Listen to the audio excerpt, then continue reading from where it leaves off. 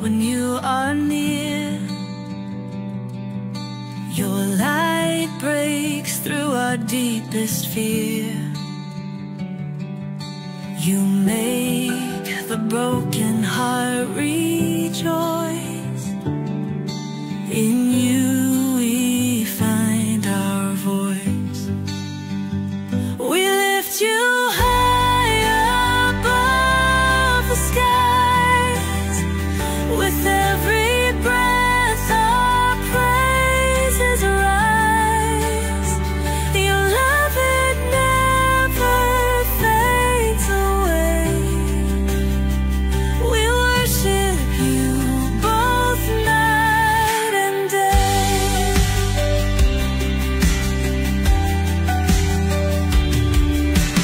Chains are broken in your name.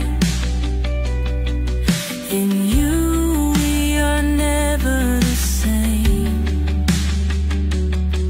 Your power flows like mighty streams, fulfilling all our dreams.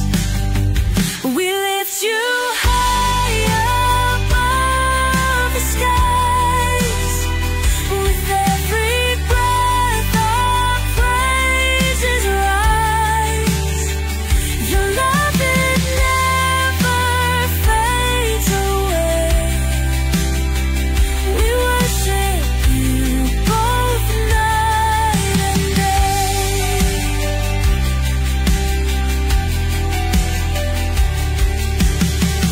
Your name is power, life, and peace. By your word our fears release. You are the hope that fills our soul. In you we find our goal. We lift you high above the skies. With every breath our praises rise. Your love, it never fades away. We worship you both night and day.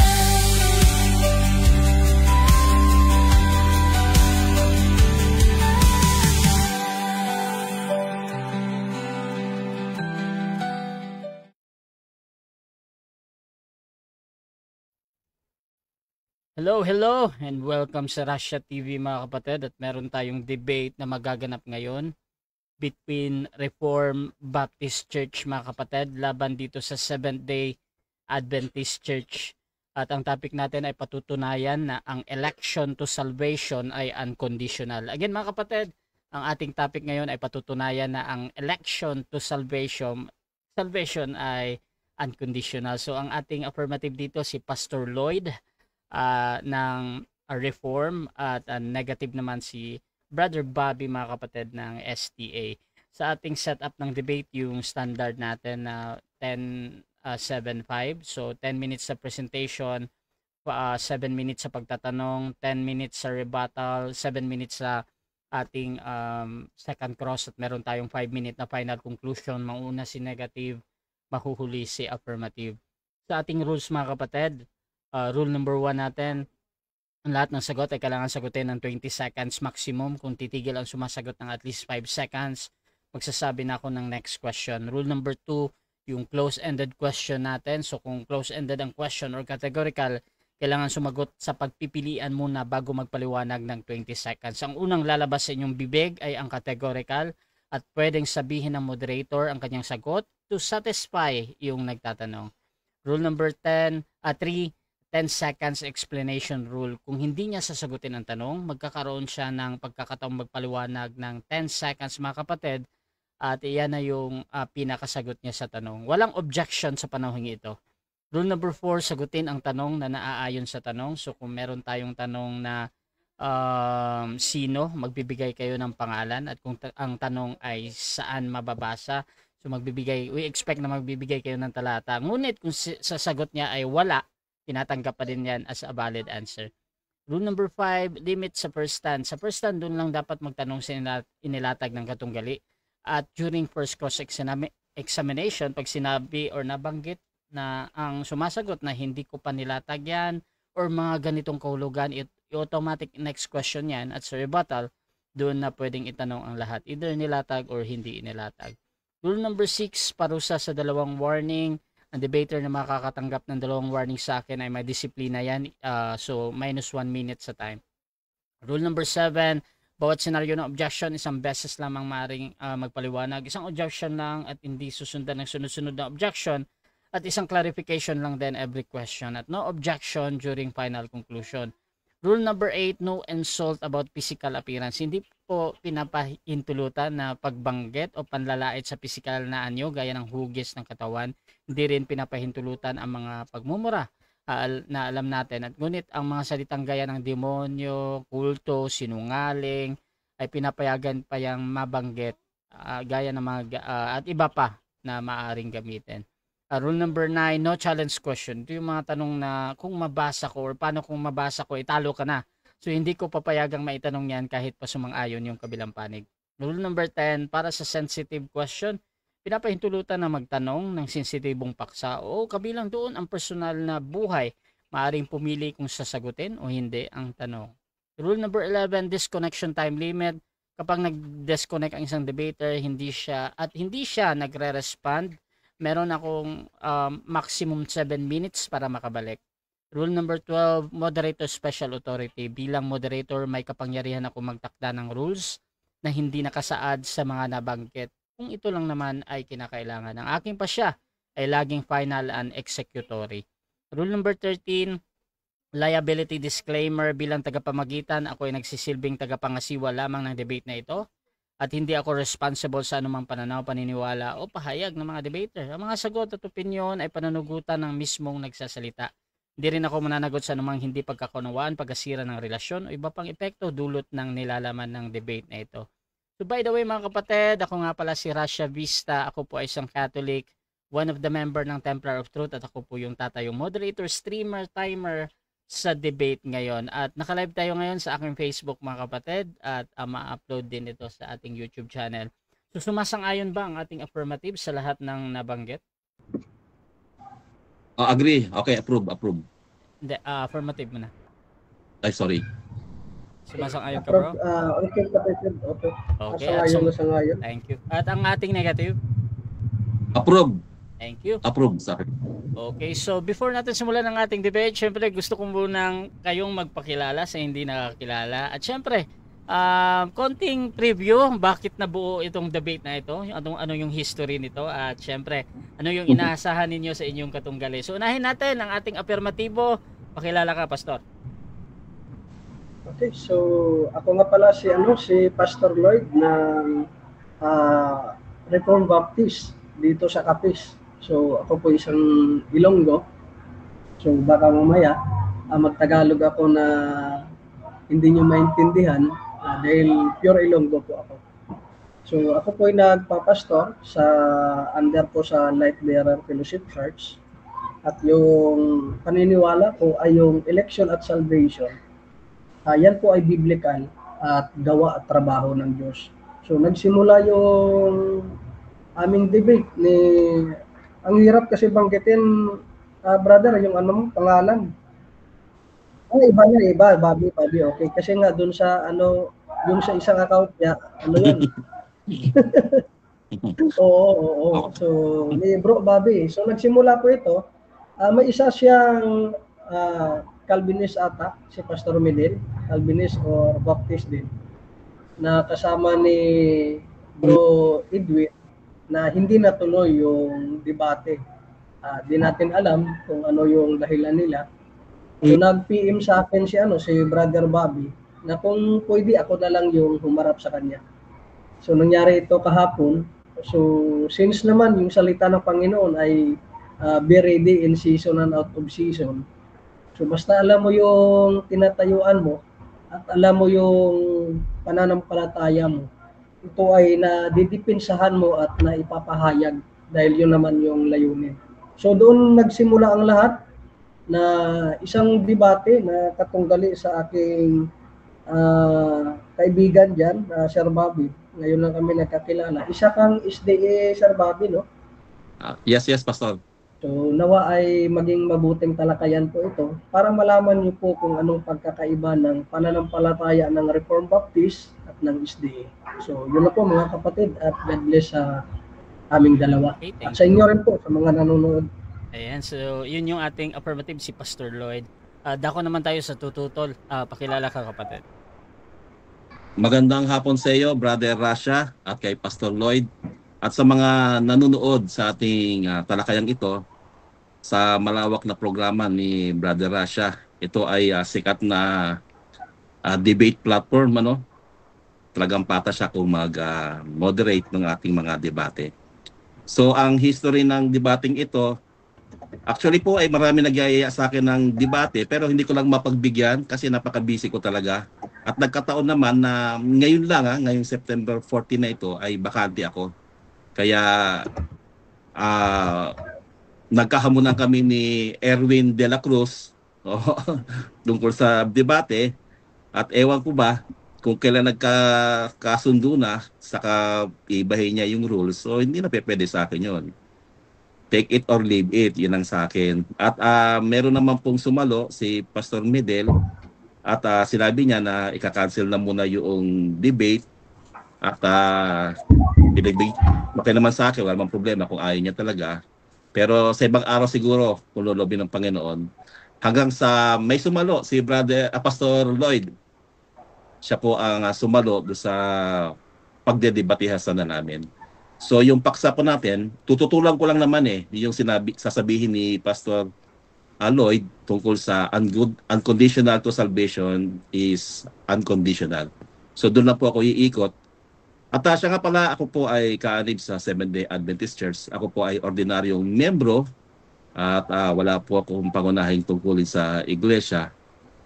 At ako po ay katuwaan sa akin na makapaglingkod at makapagbahagi sa pamamagitan po ng pagbibigay ng salita ng ating Panginoon. So yun po ang ating layunin, maitaas ang ating Panginoong Jesus. Yan lang po, at muli magandang gabi sa inyo, sa ating lahat. So that is a Brother Bobby din, mga kapatid, ng SDA yung tututol. So umpisahan na natin ang ating debate, mga kapatid, at please share yung ating live streaming ngayon kung gusto nyo or trip nyo yung mga ganitong usapan, mga kapatid. At you can tag your friends, mga kapatid, para mas madami pang makapanood nito live. At syempre pwede kayong mag-comment dyan dahil mamaya magbabasa ako after ng cross-examination. So umpisahan na natin ang ating debate, at ang topic ngayon ay patutunayan ng ating affirmative na ang election to salvation ay unconditional. Pastor Lloyd ng Reformed Baptist, 10 minutes, your time start now. Okay, so isang mapagpalang hapon po sa lahat, at nawa po ay maunawaan natin yung mga talatang mababanggit sa Biblia na yung pagpili ay wala po itong dahilan o kondisyon na hinahanap, kundi yung pagpili ng Diyos ay ayon ito sa kaloob ng Diyos, ayon sa kanyang pag-ibig, at siyempre po papatunayan natin sa mga talata sa Biblia. So actually mayroon na kaming naisip kagaya nito ni Dino, na yung salitang ang Diyos daw ay namimili. Pero sabi ko, ibahin mo na ang papatunayan ko ay ang Diyos ang pumili, hindi namimili. Dahil pag sinabi mong ang Diyos ang pumili, ito po ay kagaya po ng isang artist na kung saan ay kahit wala siyang nakikitang maganda sa isang bagay, kahit basura man yan, ay pwede niyang kunin at piliin at gawing obra maestra. Time stop mo na, bro. Nawala si Yes, kapatid. Bobby. Baka hindi niya madinig. Okay.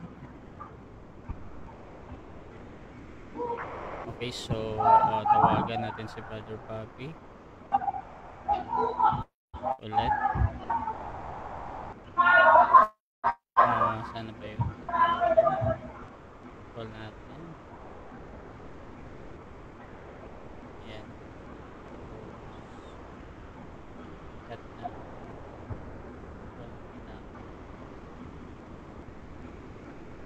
Ayun. Pasensya na ha. Business phone kasi yung ginamit ko kaya dami tumatawag. Teka, paano pa to? Talaga magpapatulog ako sa messages ko. Sige, bro. Paano ba tanggalin to? Ito.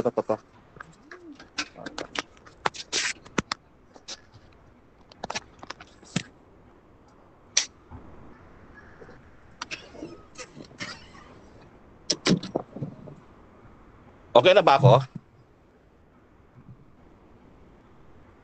Ang tama kapatid. Sandali lang ha, ulitin. Okay lang kahit na walang camp, ang importante marinig mo yung ano ko, position.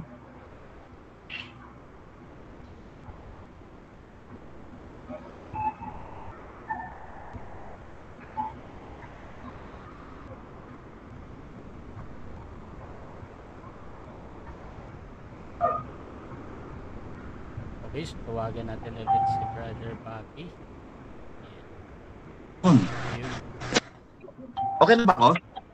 Ayan, Narinig malinaw na naman, Brother. Pasensya na ha. Naku, may tumawag. Pinag ko lang yung cellphone.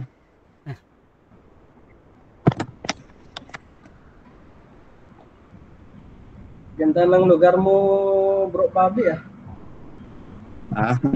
Hindi naman. Sige. Nasa kwarto lang ako. Okay. Okay, so yun nga, sabi ko na kailangan muna nating alamin yung pumili at namimili.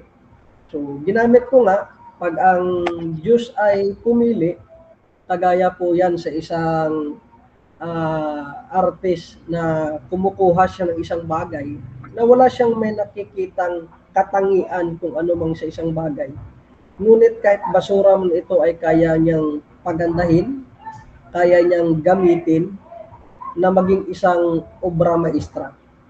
Pag sinabi mo naman na ang Diyos ay namimili, ay iba po yun. Pag sinabi mong namimili, ibig sabihin, may yung klaseng pagpili niya, may nakikita siyang katangian, bakit niya ito pinili.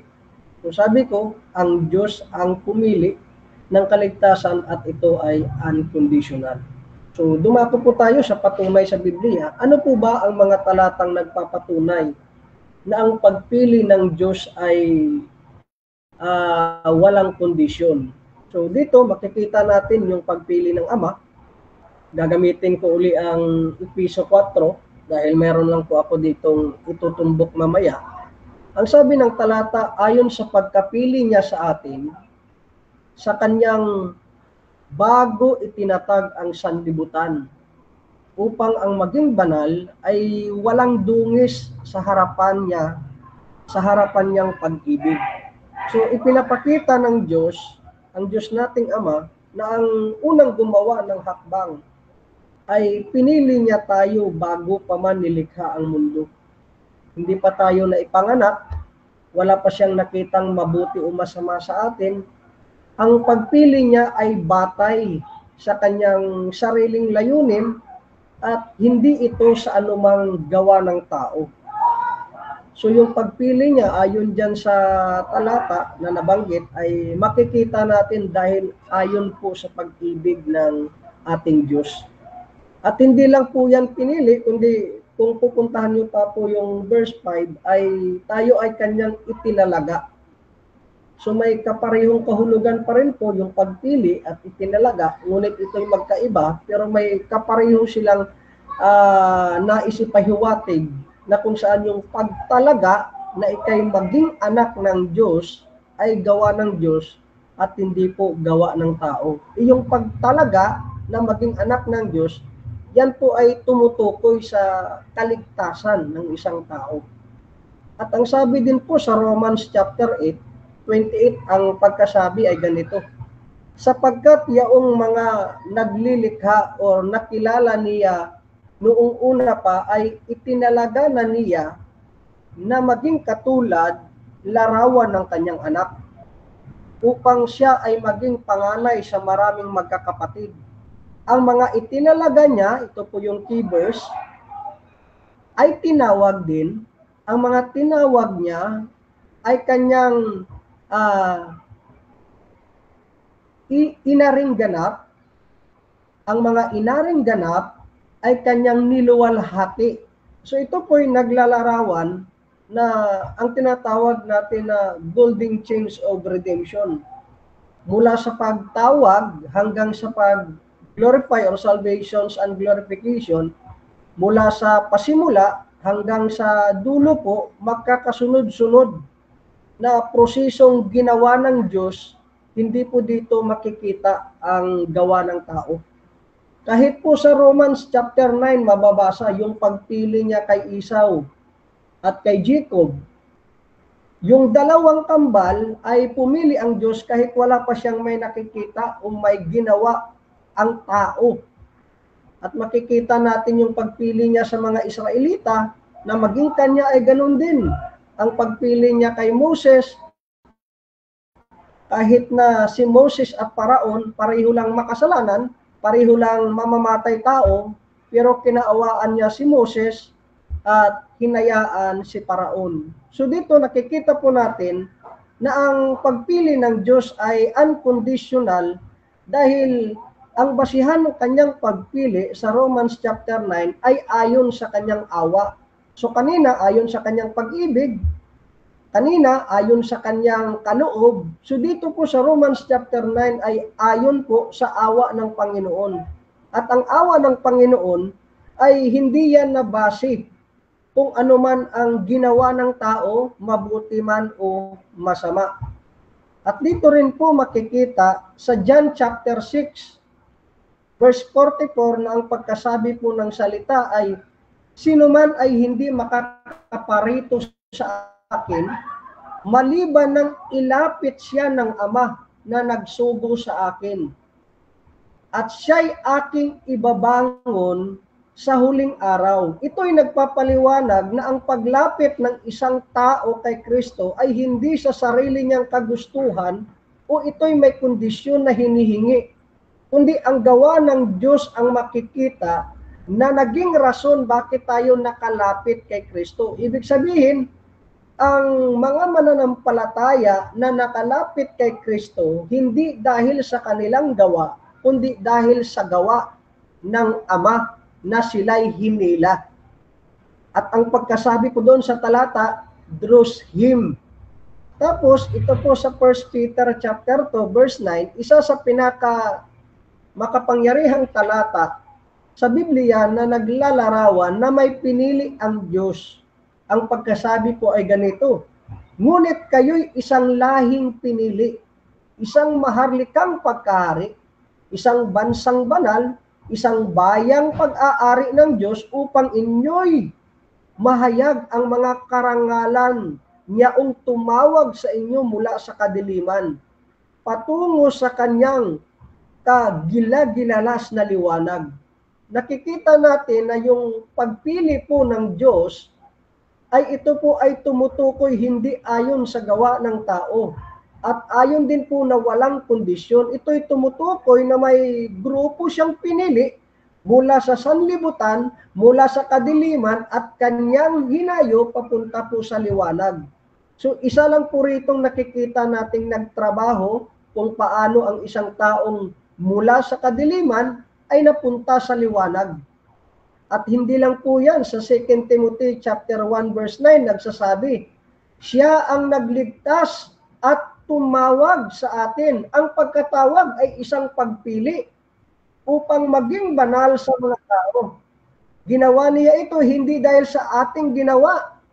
So malinaw na ang talatang ito ay nagpapatunay na biblical ang pagpili na ang Diyos ang pumili at ito'y walang kondisyon na nabanggit. At marami pa po, hindi lang ang Ama ang pumili, kahit si Kristo'y nabanggit din sa Juan 15:16 na ang sabi ay, hindi ninyo ako pinili, kundi pinili ko kayo at inatasan ko kayo na mamunga nang maging mamunga at mabungang manatili sa inyo. Nakikita natin paano mamumunga ang isang tao kung hindi siya ligtas.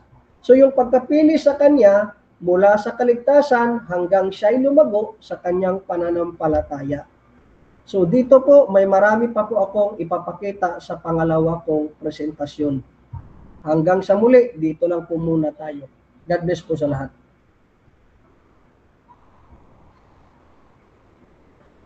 So, dako tayo sa unang pagtatanong ng ating negative. 7 minutes para kay Brother Bobby ng SDA. Your time start now, bro.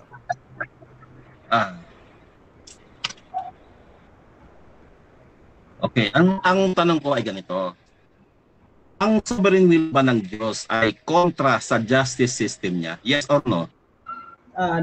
Hindi po ito nagko-kontra sa kagustuhan ng Diyos sa kanyang tamang Okay, second question. Putol-putol kasi Okay na. Sige, next question. Okay, next question. Okay. Yung sovereign will ba ng Diyos ay kontra sa karakter niya, particular sa pag-ibig? Kasi Diyos siya ng pag-ibig. Yes or no? Pakiulit, moderator, yung tanong medyo nag-choppy sa dulo. Okay. Ang sovereign will ba ng Diyos ay kontra sa karakter niya, particular sa pag-ibig? Kasi ang Diyos ay Diyos ng pag-ibig. Yes or no?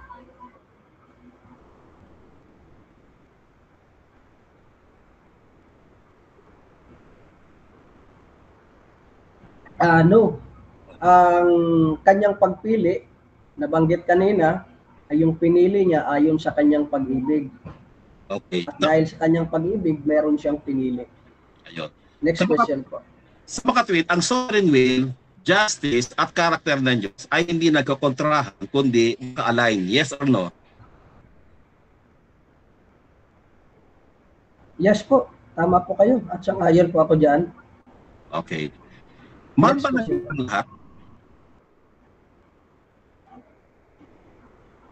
Pag sinabi mong mahal, merong dalawa kasing definition sa amin. Next question po. Okay. Mahal ba ng Diyos ang lahat? Yes po. Mahal po ng Diyos ang lahat. Merong tinatawag na general, yung tinatawag natin na pagmamahal na general at yung tinatawag natin na special. Pag sinabi mong general, na ipapahayag niya yung kanyang pagmamahal sa ulan, sa init, sa hangin na ating natatamo. Pero yung special love, ayun po yung pag-aalay ng dugo ni Kristo para sa kanyang pinili. Ang tawag po dyan ay... Okay. Si Lucifer ba at si Gabriel, mahal ba ng Diyos o pinili ba sila ng Diyos? Yung talata, hindi ko pa nailalatag at hindi walang kasama talata. sa presentation ko. So, Walang talata, tanong pa lang yung yung sinasabi mong election kasi. Na-elect ba si Lucifer at saka si Gabriel?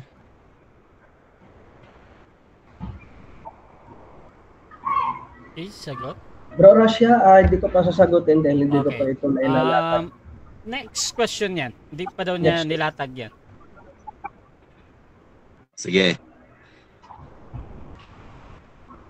Mahal mo ba yung pamilya mo, yung asawa mo, mga anak mo, mga apo mo, mahal mo ba?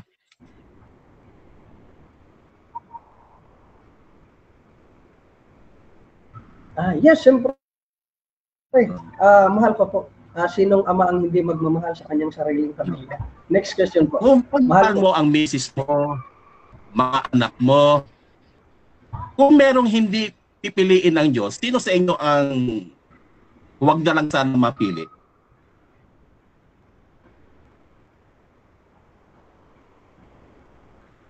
Kung may hindi man pipiliin ang Diyos sa amin, ay kahit kami, kahit ako, kahit pamilya ko ay hindi kami deserve sa pagpili ng Diyos. Pero ang batayan po ng kaligtasan namin ay ayon na lang sa awa ng Diyos. Ayun. Dahil kung magiging patas ang pagpili ng Diyos ay Okay. So okay lang sa'yo, sa pamilya mo, sa misis mo ay hindi mapili, okay lang sa'yo. Pero mas okay ba sa'yo kung lahat ay mapili?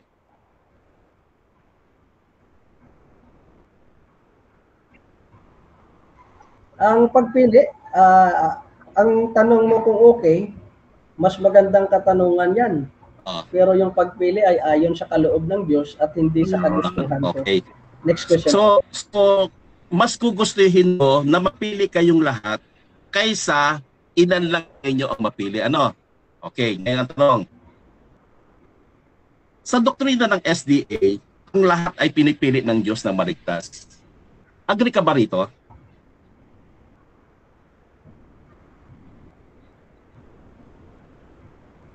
Depende po sa definition.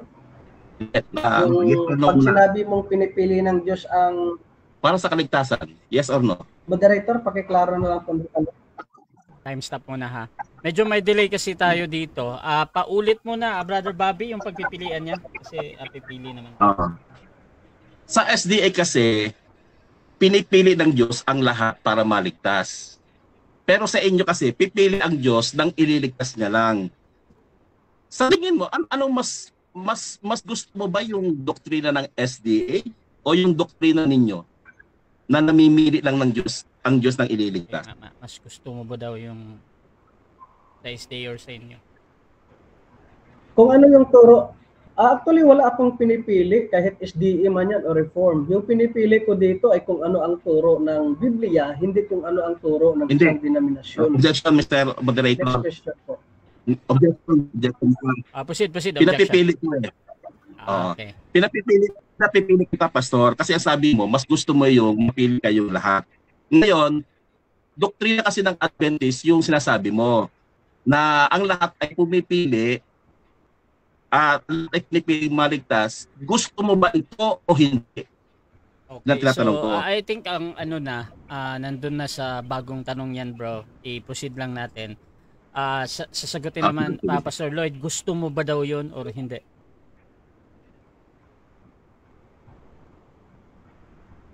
Kung may pagpapilian, gustong-gusto. Okay, so mas gusto mo yung aral ng Adventist. Okay, next.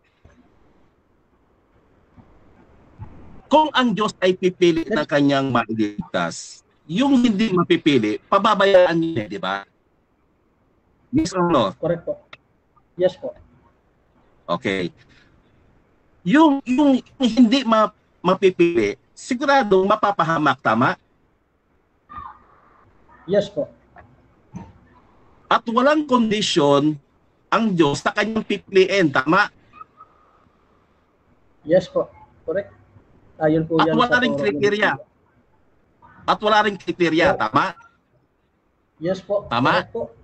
Okay, ngayon ang tanong ganito. Wait lang, Brother Bobby. Wait lang, bro. Baka nararapid question mo si Brother Pastor Lloyd ha. So meron ka laging Pastor 20 segundo na pagpapaliwanag. Pastor Lloyd, proceed ka lang. Okay. Next question ba? Okay, proceed. Kung ang Diyos pala ay walang kondisyon at walang kriteria, sa makatwid, hindi mo pa alam kung ano ay napili para sa kaligtasan. Tama mo eh? Mali po. Dahil po yung pagpili sa kaligtasan ay malalaman sa pamamagitan ng kanilang bunga at sa kanilang okay. So, sa makatwid, malalaman ang pinili sa kanilang mga gawa. Sa Adventist, ganoon din. Malalaman sa mga gawa. Sa makatwid, ito sinasabi mo ay sinasabi ng Adventist.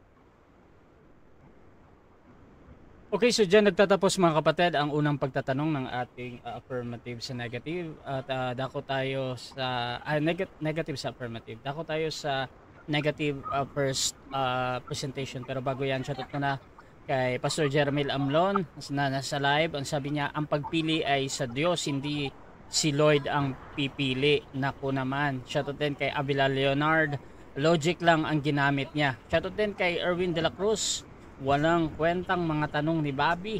Shoutout din mga kapatid dito kay Emi Alfonso. Ayan na din mga matinik na tanong ni Brother Bobby. Shoutout din kay Erwin Veloso. Erwin, ngayon kaya nga iba na kalaban niya kasi ayaw mo, 'di ba? Sang-ayon sa oras ni Bro Bobby, kaya sino ngayon ang sinungaling? At shoutout din kay Emi Alfonso, dito ko Barber Erwin, ang claim nitong si Westlake sa debate nila. Ayan, nawawala yung comment. Nila ay masunurin daw siya sa 10 utos. Bakit nuknukan ka ng sinungaling, Bobby? Sumunod ka sa 10 commandments, saan ka kumuha ng kapal ng mukha? So mga kapatid, dako tayo sa ating first presentation, Brother Bobby ng SDA. Your time start na. Ayun, so maraming salamat, brother na siya. Pinakamaganda sa narinig ko sa kanya sinabi, nung pinapili ko siya. Pwede pong bro, sa camera mo, bro, medyo itayo mo ko. Yan. Para... Teka. Oo. Sige, mo Kasi muna. lobat ko, hindi siya may ayos eh. Sige. Lobat ko, pero gusto ko lang yung sa buo makita yung buong mukha mo, bro, para medyo maganda sa camera. Ayan. Masabi ko sa charger. Kailangan masabi sa charger. 20% na lang ako. Sige. Masabi sa charger pagka tinilt ko pa eh. Sige bro. Kung ano lang yung makakaya, bro. Kung ano lang yung makakaya. Hindi ka kaya, ganyan, pwede ganyan. Di ba? Hindi, nakabaliktad siya, bro eh. So, ganun na lang, bro, kung ano yung kaya niya, bro. Naka-charger ka pala. So, ano lang yung kaya? Yan ang kaya niya. Sige, bro. Proceed, bro. Pinaka gusto ko doon sa sinabi niya kanina na pinapili ko siya eh. Kasi ang Diyos niya namimili kung sino lamang ang ililigtas. At yung Diyos ko hindi namimili kung sino ang ililigtas kasi ang lahat ay ililigtas niya. At ayon kay Pastor Lloyd, mas gusto niya yung doktrina ng Adventist na ang lahat ay pinipili para maligtas. Para yung pamilya ni Pastor Lloyd ay maligtas lahat. Di ba? So doon lamang ay pinapakita na ni Pastor Lloyd na mas gusto niya talaga ang doktrina ng Adventist. At welcome ka namin, Pastor, sa simbahan ng Adventist. Okay? So ngayon naman ay patutunayan ko sa inyo ang 6 na dahilan kung bakit ang doktrina elected salvation ay hindi sa Diyos. Bakit? Una, ang doktrina election to salvation ay unconditional. Ito po ang pinakamangmang na doktrina na narinig ko. Alam niyo bakit? Kasi kung ang Diyos ay pipili ng kanyang ililigtas, di dapat piliin na lang ang lahat para maligtas ang lahat, diba? Kaya nga sabi sa Tito 2:11, sapagkat napakita ang biyaya ng Diyos na may dalang kaligtasan kanino? Sa lahat ng mga tao. Kaya kung tatanungin natin ng Biblia, sino ang gustong iligtas ng Diyos? Lahat ng tao. Yun ang kanyang kagustuhan. Bakit na kasi mamimili pa ang Diyos ng kanyang gustong iligtas? Di ba? Ano ba namang klase yun?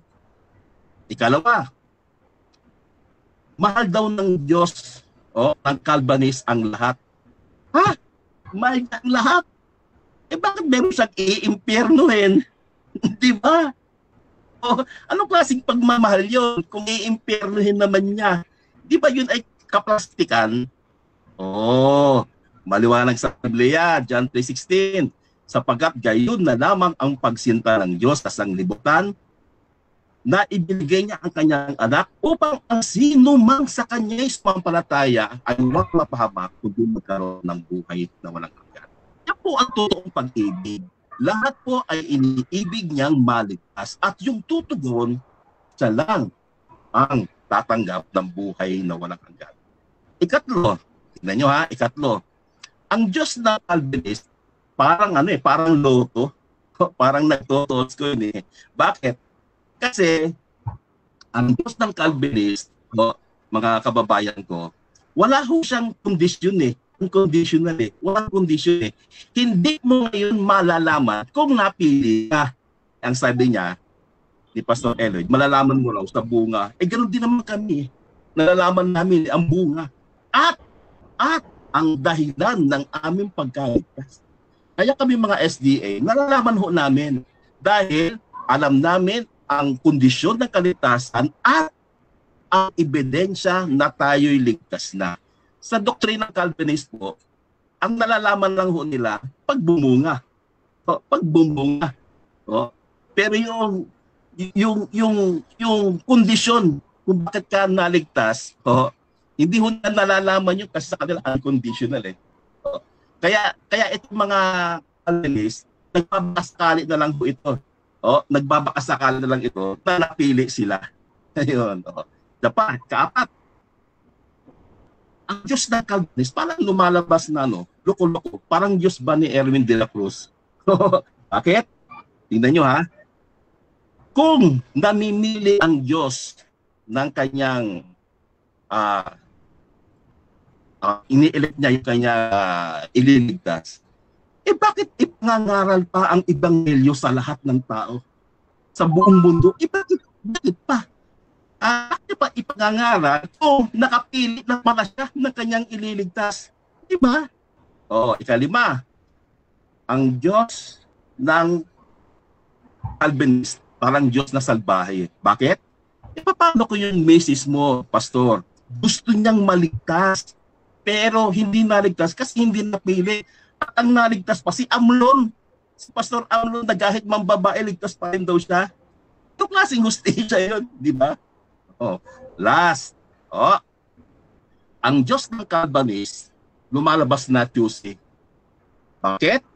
Kasi namimili lang siya kung sino ang kanyang ililigtas. Namimili lang siya. Sa Biblia hindi ganun. Sa Roma 2:11, sapat walang tinatangi ang Diyos. Sapagkat walang tinatangi ang Diyos sa mga tao. Ibig sabihin, hindi ho namimili ang Diyos kung sino lamang ang kanyang ililigtas. Wala ho siyang tinatangi, kundi ang lahat ay maligtas. Bakit? Diyos siya ng pag-ibig.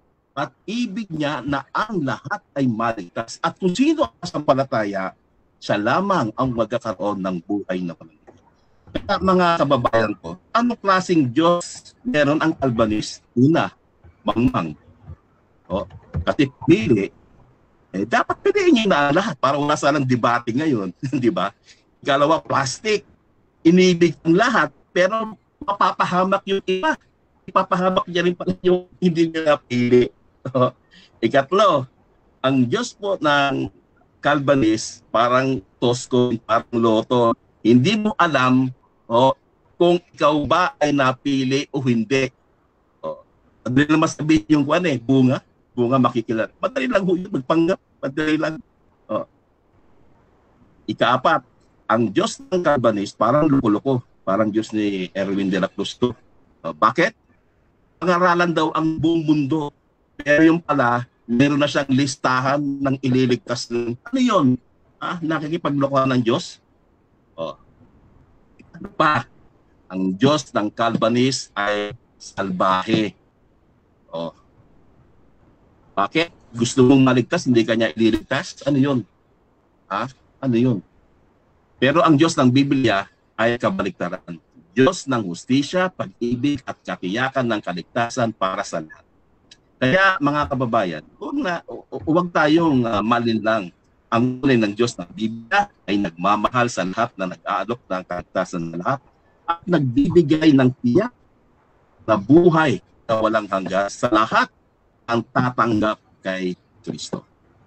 Tapos na ba? 10 minutes ko, siya?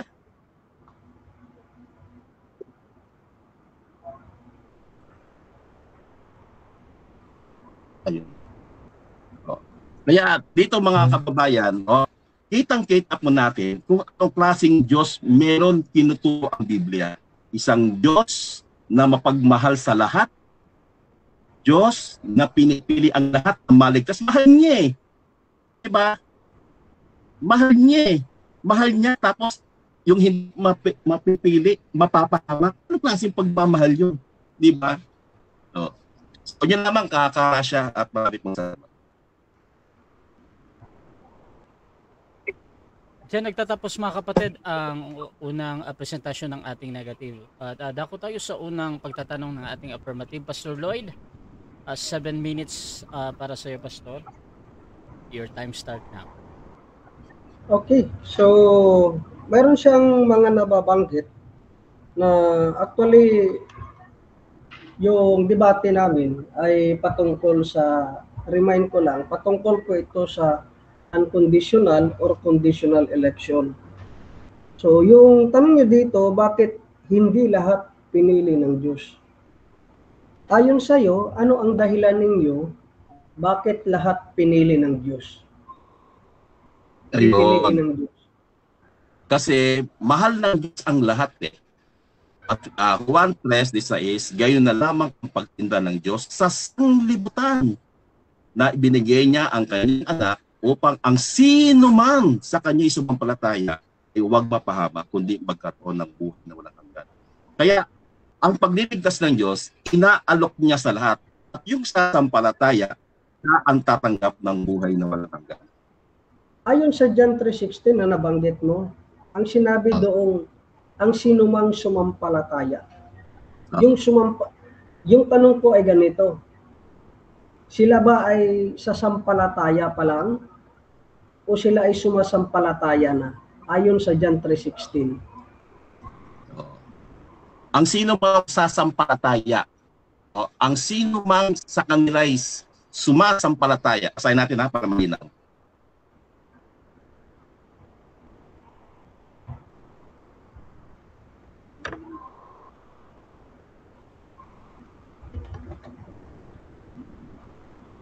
Sapagkat na lamang ang pagsinta ng Diyos sa sanglibutan ng lubi. Next question na, 20 seconds.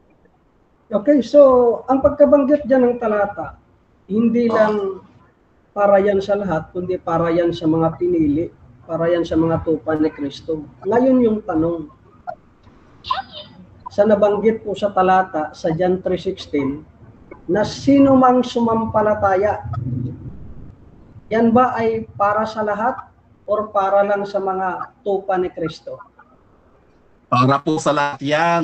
Kaya sabi, gayon na lamang ang pag-ibig ng Diyos sa sanglibutan. Ibig sabihin, yung sanglibutan na yun, mahal ng Diyos yun. At yung mga sumasampalataya, yun po ang magkakaroon ng buhay na walang hanggan. Open po ang pagliligtas sa lahat, pero yung tutugon, yun ang magkakaroon ng buhay na walang hanggan. Ibig sabihin, pero yung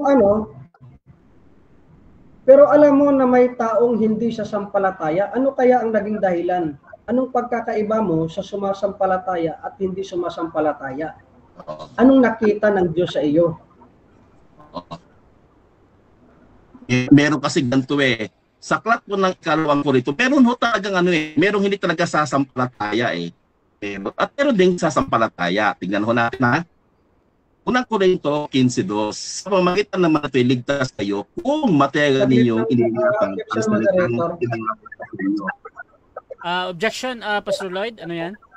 Sagutin niya muna ng diretso yung ayon po sa tema natin sa paksa, yung tanong ko.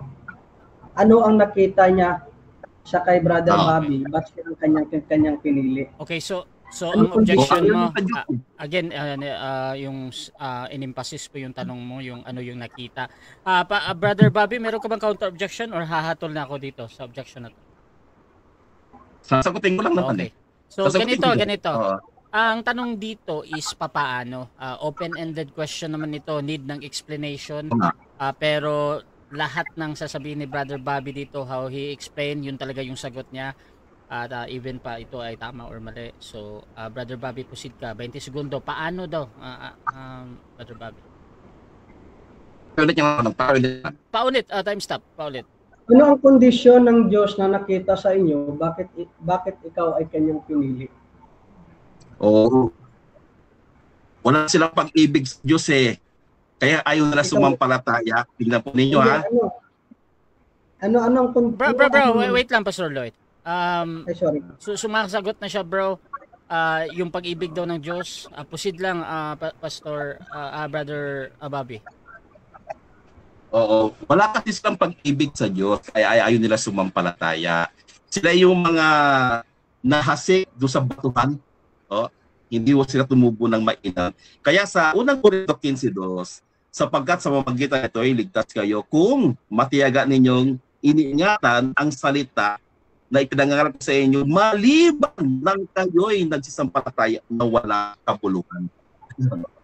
Walang kabuluhan kasi hindi sila napili. Yung unang kondisyon na hinihingi ng Diyos para ikay piliin, una pag-ibig, pangalawa ano? Itutugon dapat. Tutugon. Pangatlo ano?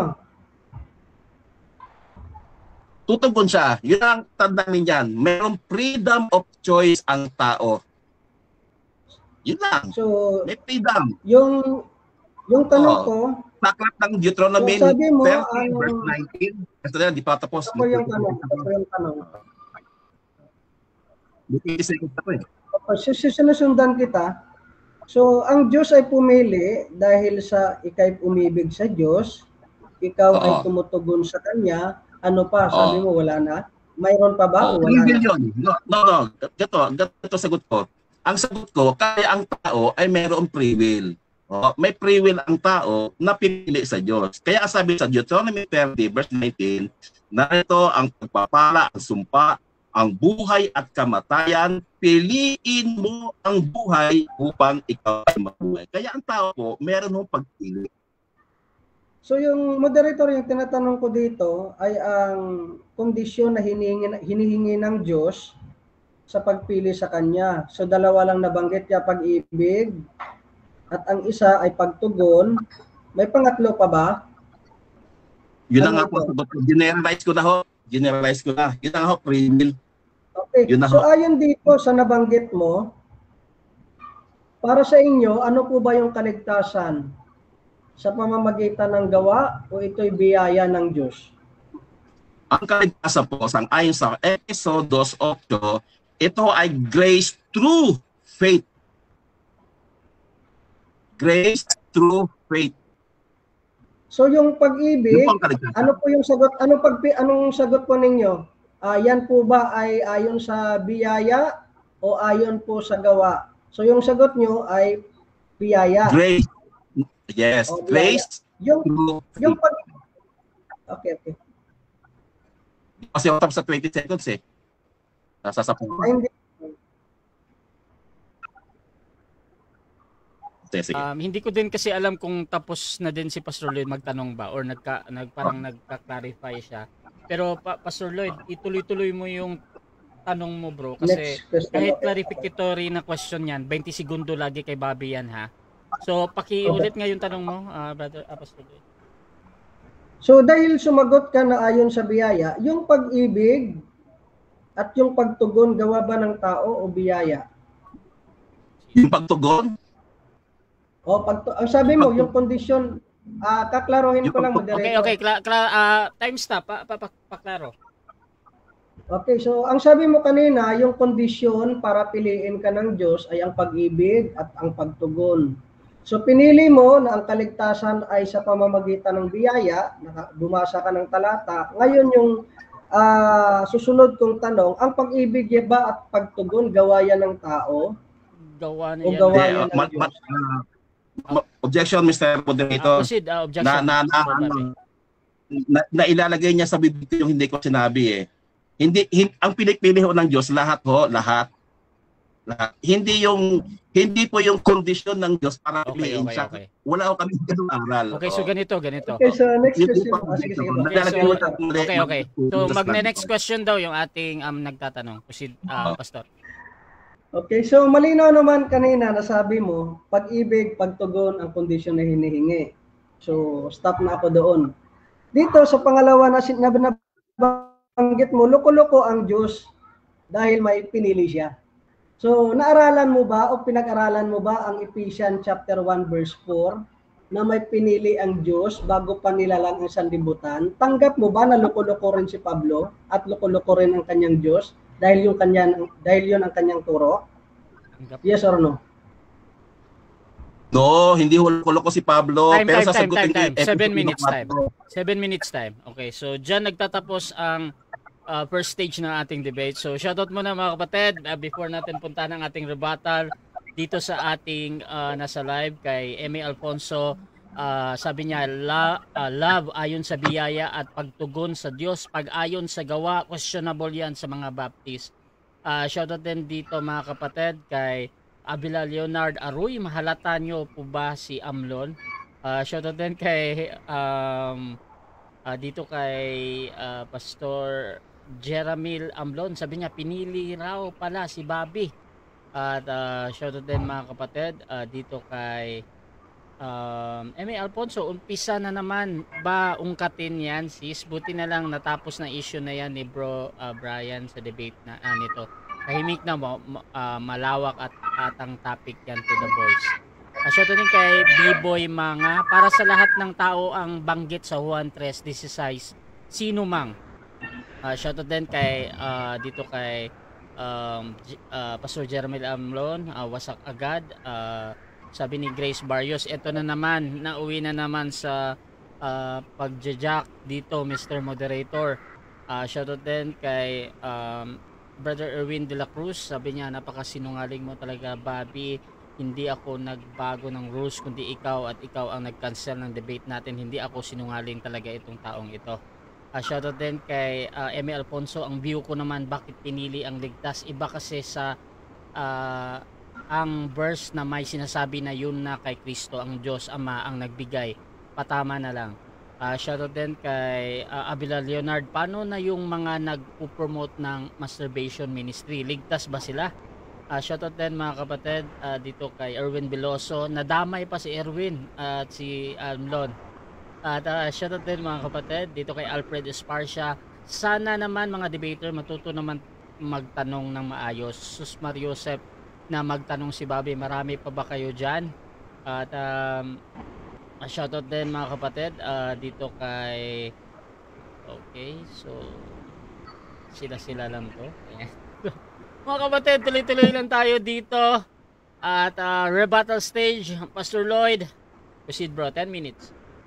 Okay, so kanina tinanong ko si Bobby na sabi ko, anong kondisyon kung ba't siya pinili ng Diyos? Ang sagot niya, dahil siya ay umibig sa Diyos.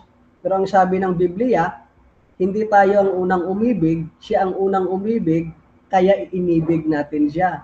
So isa pa lang po yun. Tapos pangalawa, sabi niya, ang kondisyon bakit siya pinili ng Diyos ay ang kanyang pagtugon. So yung kanyang pagtugon, sinasabi ko na yan po ba ay gawa ng, or dahil po ba sa biyaya, o yan po ay gawa.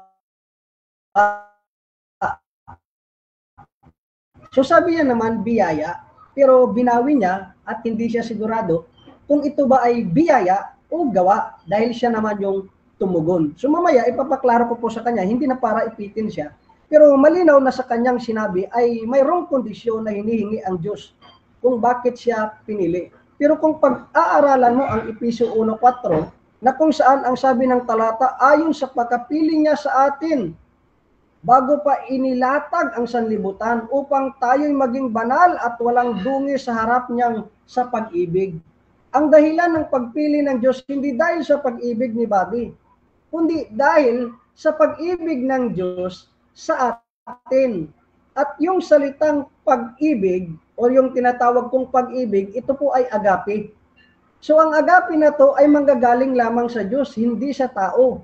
Dahil yung pagmamahal ng tao ay iba kaysa sa pagmamahal ng Diyos. Unless lang aaminin niya na ang pagmamahal na inirespond niya sa Diyos ay nanggaling sa Diyos bilang isang regalo, doon ako papaniwala sa kanya. Pangalawa, ayon po sa Efesyo 1, ang pagkabanggit po doon ng pagkapili ay kung saan ito po ay eklego. Pumili mula sa upang palabasin sa isang malaking grupo. Ito po'y tumutukoy at pinanggalingan din po ng eklesia. So ibig sabihin, yung pagtawag sa'yo, yung pagpili sa'yo, hindi ayon yan sa kagustuhan ng tao, sa pananampalataya ng tao, kundi ayon po yan sa Diyos. Dahil ang magpapatunay na talata, hindi ka pa naisilang, pumili na ang Diyos. Wala po yung kondisyon na hinahanap ang ating Panginoon. At nung sinabi ko sa kanya, dahil yung ayon po sa Ephesians chapter 1 verse 4, ang Diyos ay pumili. So sabi niya kanina, loko-loko ang Diyos dahil pumili ito na walang kondisyon. Kaya ang sagot ko sa kanya, loko-loko rin ba yung Diyos ni Pablo na nagsabi na ang Diyos ay pumili? At hindi lang po yan. Dahil mababasa rin sa Gawa 13:48, mayroong pinili ang Diyos. At yung mga piniling iyon ay nanampalataya sa Kanya. Ano yung nauna? Yung pagsampalataya o ang pagpili ng Diyos? Ang nauna ay ang pagpili ng Diyos, kaya sila sumampalataya. Wala po dong kondisyon na tinatawag. Sa pag-aaral, ang tawag po dun sa pananampalataya ng tao, hindi kondisyon, kundi resulta ng pagpili ng Diyos. Ito po ang pagkasabi.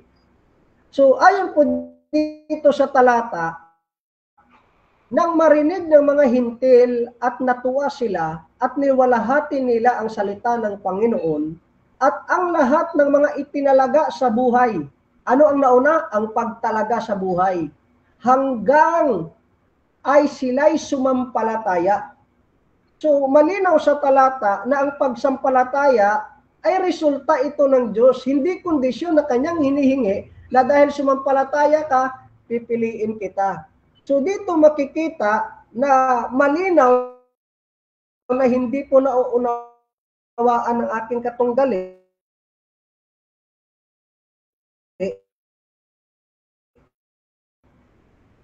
na sasabihin niyang loko-loko ang Diyos dahil may pinili. Iloko-loko rin ba yung Diyos na nabanggit dito na pinaglilingkuran ni Pablo na mayroon siyang pinili? At pangatlo, yung sinabi niyang salbahe ang Diyos. Salbahe ba ang Diyos? Pag sinabi mo sa Romans chapter 9, hinayaan yung mga Ehiptohanon at niligtas yung Israelianon, hinayaan si Paraon at niligtas si Moses, hinayaan si Esau at kanyang inibig si Jacob. Salbahe ba ang Diyos? Salbahe pala yung Diyos na pinaglilingkuran ni Pablo, na ang sabi niya, wala pang nagawang mabuti o masama, ang kambal ay pumili na ang Diyos. So dito po malinaw na nagpapaliwanag na hindi po yan salbahe ang Diyos. Hindi po yan choosy ang Diyos. Hindi po yan loko-loko ang Diyos. Hindi po yan mangmang ang Diyos. Pwede niyang iligtas ang lahat. Ngunit kung hindi niya man ililigtas ang lahat, ito po ay ayon sa kanyang awa at hindi sa gawa ng tao. Kung ililigtas niya man ako o ang pamilya ko, yan po ay dahil kinaawaan ako ng Diyos. Hindi kung sino akong matuwid, hindi kung sino akong umibig sa Kanya, hindi kung sino ako ang tumugon. Dahil yun po ang pagkasabi sa talata, kaaawaan ko ang gusto kong kaawaan. At kung itatakwil niya man ako, kahit 1,000 beses man, yan po ay nararapat sa akin dahil ako po isang makasalanan. Dahil ang kabayaran ng kasalanan ay kamatayan. Ngayon ang pagkasabi niya, loko-loko at mangmang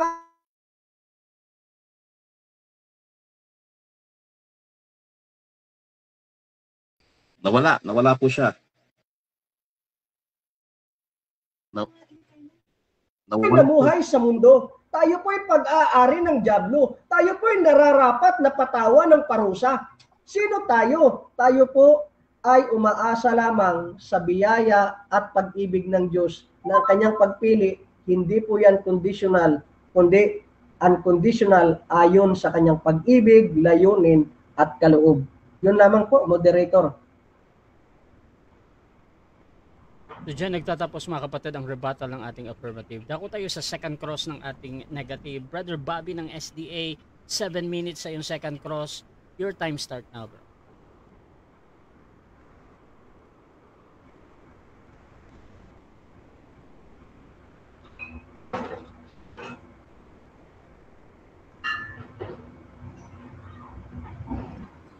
Okay, ito akong tanong. Naniniwala ka ba sa aral ng SDA na ang unang pumipili ay ang Diyos at ang ikalawang pili ay ang tao? Ngayon ang tanong ganito, kung iniibig ang Diyos, iniibig mo rin ba siya? Yes or no? Yes po, dahil po yung pag-ibig na yan ay nanggaling sa Kanya.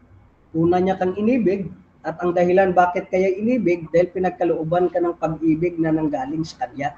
Ayun. Next Okay. question. So sang-ayon ka sa doktrina ng SDA na ang unang pumipili ay ang Diyos at ikalawa ay ang tao. So agree ka doon? Yes or no? Hindi po, dahil yung paniniwala ng SDA, yung sa kaligtasan, ayan po ay conditional. Na para sa inyo, Objection. sumasagot ako, moderator. Objection. Ano yan? Objection. Objection, Objection. proceed. Kasi kakategorikal eh. Yes or no eh. Okay. Yes or no eh. Okay. So, Pastor Lloyd, counter objection or Sumagot ako, Brother Rasha, sabi ko, hindi ako sang-ayon sa Okay, turo so- ng SDA dahil ganito. Okay. So, gusto ko lang i-clarify, wait lang ha. So, ang sagot dito ni Pastor Lloyd ay hindi or no. 20 segundo sa pagpapaliwanag, Pastor, hindi ka sang-ayon. Proceed. Bakit hindi ako sumasang-ayon sa turo ng SDA? Dahil yung kanilang turo ay conditional. Dahil pinili ka ng Diyos at pinili mo rin siya. Yung turo po sa Biblia, yung pagpili ng tao, yung response ng tao, yan po ay resulta sa trabaho ng Diyos. Hindi po sa gawa ng tao na 50-50. 50 sa Diyos, 50 sa iyo, equals to salvation. Next question. Hindi po ganun ang turo. So hindi mo pinili ang Diyos para maligtas ka. Yes or no? No po, dahil ang stand ko po ay unang pinili ako ng Diyos at ang resulta po noon ay ang pagpili ko sa Kanya. Resulta. Ayun. Hindi po ito Okay. Next question po. Okay, so pinili rin pala ang Diyos. Okay, malinaw na yan. Okay, next question, ganito. Napilitan ka lang bang ibigin ang Diyos? Yes or no? No po. No. Okay. No po. Oh. Alam mo ba kung bakit inibig ng Diyos ng tunay? Alam mo ba kung bakit inibig ko ng tunay ang Diyos? Dahil po yan sa pagbabagong trinabaho ng Diyos na ang bato kong puso ay kanyang binigyan ng bagong buhay. Binigyan niya ako ng bagong espiritu na kung saan ay susunod at iibig sa Kanya. Hindi niya ako pinilit, yan po ay resulta ng kanyang trabaho. Okay. Next question po.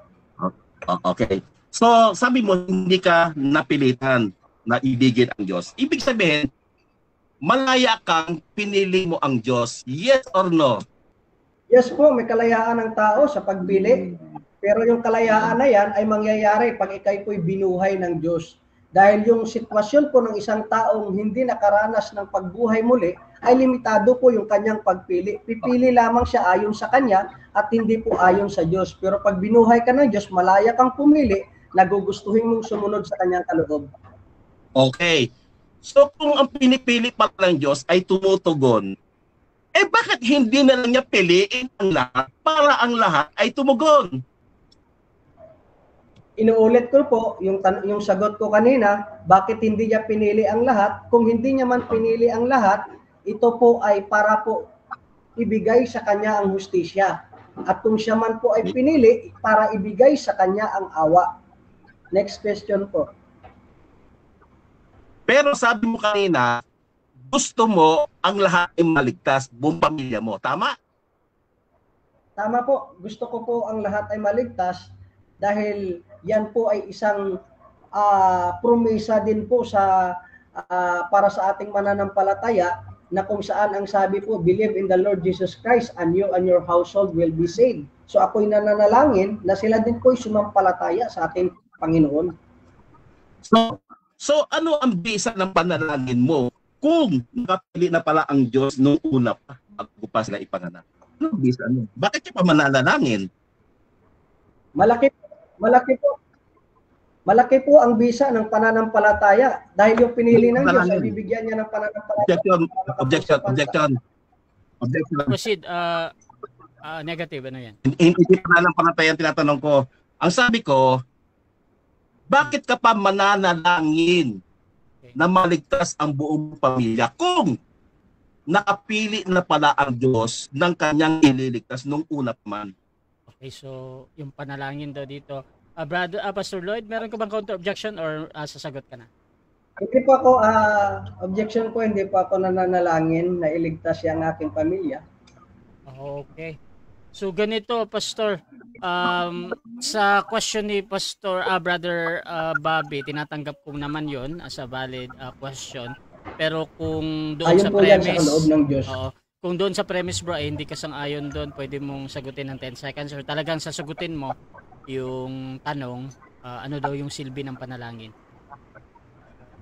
10 seconds So, pa. ang silbi ng panalangin, Okay, proceed. silbi po ng panalangin, ang silbi ng panalangin ay to enlighten the will of God. So, tayo naman ay hindi natin alam kung sino pinili at pinili. So, pag sinasabi mo na nanalangin ka, kung i-guide mo ako sa taong iyong pinili, hindi naman yun yung gawain ko, kundi yung pinapanalangin ko sa Kanya, Panginoon, bigyan niyo po ako ng panibagong oras na makapagpahayag ng iyong salita. So, topic na yan, ano? Hindi naman yan ako. So, kasasabi mo lang na hindi mo naman alam kung napili o hindi. Di ba? Kasasabi mo lang. Ngayon, ikaw ba napili para maligtas? Ikaw ba daw namili para maligtas? Yes po, pinili ko tayo para maligtas. At ang pagpili niyan ay walang kondisyon. Ayon. So, nababasa mo ang isip ng Diyos. Kasi alam mong napili ka eh. Hindi po, nababasa natin sa Biblia, hindi sa isip ng Diyos. Dahil yan po yung turo ng Biblia. Okay. So sabi mo kanina, hindi mo alam. Bakit sabi mo ngayon, alam mo na kasi nababasa? Ano talaga saan mo? Hindi mo alam o alam mo dahil nababasa? Alin sa dalawa? Pareho po. Pareho, proceed. Both po, pareho. Explain 20 seconds. Alam ko na may pinili ang Diyos, pero hindi ko alam kung sino ito. Kaya nga sabi ni Charles Haddon Spurgeon, kung kilala ko lang ang lahat ng pinili na may guhit na dilaw, edi sana lalapitan ko na lang at yun na lang ang pangangaralan ko. Hindi mo naman kilala kung sino pinili ng Diyos. Pero alam mo na may pinili ang Diyos. So hindi mo alam kung napili ka? Nasagot ko na kanina, moderator. Ulitin mo. Ang sagot ko po ay ayon po sa turo at sa kanyang gawa, malalaman ko kay pinili o hindi. Dahil ang pumili ay sumampalataya at mamumuhay Objection, sa Mr. kanyang Moderator. Objection, pasok pa to sa objection. Brother Bobby, anong objection bro? Ang tinatanong ko sa kanya, sabi niya kasi kanina, hindi alam. Walang nakakalam kung sino ang pinili ng Diyos. Ngayon, ang tanong ko, hindi mo rin pala alam na ikaw ay pinili ng Diyos. Yes or no? Okay, yes or no. Sabi mo kasi kanina, both parehas eh. Ngayon, lilinawin ko, Objection, yes moderator. So or yung no, sagot, alam mo ba o hindi? Okay. Merong Brother dalawang, Pastor Lloyd, anong counter objection mo doon? mayroong dalawa siyang pinupunto. Kung bakit ako sumagot na alam ko na may pinili ang Diyos dahil yun po yung mababasa. Tapos tinanong niya ako kung ako ba, alam ko ba na ako ay pinili? Ang sagot ko, dahil po yun, makikita po yung gawa ng Diyos sa lahat ng pinili ay mayroon pong pananampalataya. Okay. So ganito. Yung vote kasi kanina, tinatanggap ko yun. At inulit lang naman ni Brother Bobby na gusto pa din daw niyang madinig yung sagot mo. Pastor Lloyd, yung alam ba, yes or no? Sasagot ka ba? Or Anong tanong, moderator? paulit nga, Brother Bobby, yung tinanong mo. Panibagong tanong na to. Narinig ko na yung sagot eh. Panibagong tanong na to. Proceed ba, Brother Bobby? Sabi mo, Time. nalalaman mo na pinili na. Time. Segundo na lang talaga yun. So mga kapatid, dyan nagtatapos ang ating second cross ng ating negative. So shoutout muna sa ating nasa live. Kay Vida Ray, sabi niya, napansin ko kay Pastor Lloyd, doktrina niya, kinakalaban din niya. Biruin nyo, ayon kay Pastor Lloyd, ang Diyos ang namimili kung sino ang kanyang nais iligtas. Tapos nananalangin sila sa Diyos na piliin sila. Nangangaral siya ng doktrina niya, siya mismo hindi niya tiyak kung napili na siya ng Diyos para maligtas ang gulo. Shoutout din kay Sister Emmy Alfonso, Bro Jeramil, view nyo, may pinili nga ba ang Diyos? Shoutout din mga kapatid kay Pastor Jeramil Amlon. Brother Bobby, manood ka pag ang mga Baptist na hindi Calvinist ang lumalaban para ma-observe mo paano ang tanungan dyan. Shoutout din kay Abela Leonard, yun naman pala, malaya niyang pinili ang Diyos, hindi pa siya elected ng Diyos. Bagkus nakinig siya muna ng ebanghelyo ng Diyos at sumampalataya, wala pang election na naganap. Shoutout din kay Pastor Rean Fuentes ng Baptist, Pastor Arnel Aligarbes ng Reformed Presbyterian, the first cause and second cause, Semitical relationship. Shoutout din kay Hebronites, Pastor Dino Diaz ng Baptist. Shoutout din dito kay Ruben Nankilada, Brother Denmark Santiago at Richard Thompson, mga kapatid. Shoutout din kay Abela Leonard, Sablay yung pastor ng Baptist Calvinist. Bakit ba pinili ang Israel? Dahil ba sila hindi mananampalataya? Mali, pinili sila ng Diyos dahil sa pangako niya kay Abraham. Shoutout din dito kay Pastor Arnel, sabi niya palaging misrepresented ang doctrine of election. At dito din tayo kay Renato Rosa, election is scriptural. Shoutout din mga kapatid dito kay Erwin de la Cruz, salamat sa pagbabasa ng comment ko. Russia Vista, justice is served. So mga kapatid, dako tayo sa ating rebuttal ng negative. Brother Bobby ng SDA, 10 minutes, your time start. Bro, kung gusto kang mag-open ng camera bro ha, naka-off yung camera mo. Naka-data lang, baka sige. Sige bro. Sige. Ayun. Itong presentation ni Pastor Lloyd, kinokontra niya rin ang sarili niya eh. Bakit kaya nyo? Ang sabi niya, ang unang umiibig ay ang Diyos. Tama naman ho yun. Ang Diyos ay ang unang umiibig. Pero nung tanungin ko siya, kung iniibig niya rin ba ang Diyos, sabi niya, oo. Sa makatuwid, nagre-resulta ito ng pag-iibigan ng dalawang parte. Unang umiibig ang Diyos at ang kanyang iniibig ay iibig din sa kanya. So maliwanag ho yun. Ikalawa, tuto si Kuan si Pastor Lloyd sa free will. Kaya nung tanungin ko siyang malaya niya bang iniibig ang Diyos, sabi niya, oo. Tanin niyo kung paano niya kinokontra yung sarili niya. Kinokontra niya, yung aral niya, sa kakaiwas niya, na ipituloy siya. May free will pala itong si Pastor Lloyd. Pagdating sa pagrerelasyon niya sa Diyos. Ito pa, nakita ko. Sabi niya, wala raw makakaalam pinili na siya ng Diyos o hindi. Wala raw sino man Wala raw sino makakaalam kung siya ay napili o hindi. Pero, nung tanungin ko na siya,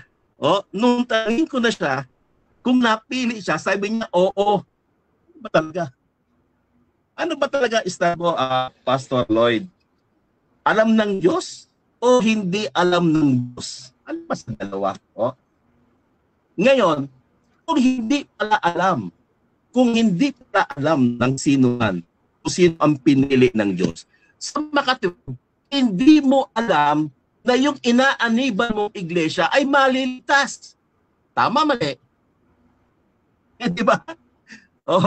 Hindi mo kasi alam Sabi mo, hindi mo alam kung sino ang pinili ng Diyos. Sa makatuwid, yung inaaniban mo mismong iglesia, hindi mo ngayon alam kung maliligtas ba sila o hindi. Ano pa? Sinabi pa niya na siya ay nananalangin sa Diyos. Ha? Nananalangin ka sa Diyos? Bakit ka mananalangin kung napili ka na pala? Di ba? Paano ka mananalangin? Bakit ka mananalangin? Akala ko ba walang kondisyon? Bakit ngayon nananalangin ka na? Ano ipapanalangin mo? Ano nga raw yun? Yung sabi niya kayo na, wala sa topic Punta tayo sa episode 4. Ito yung banner banner text niya.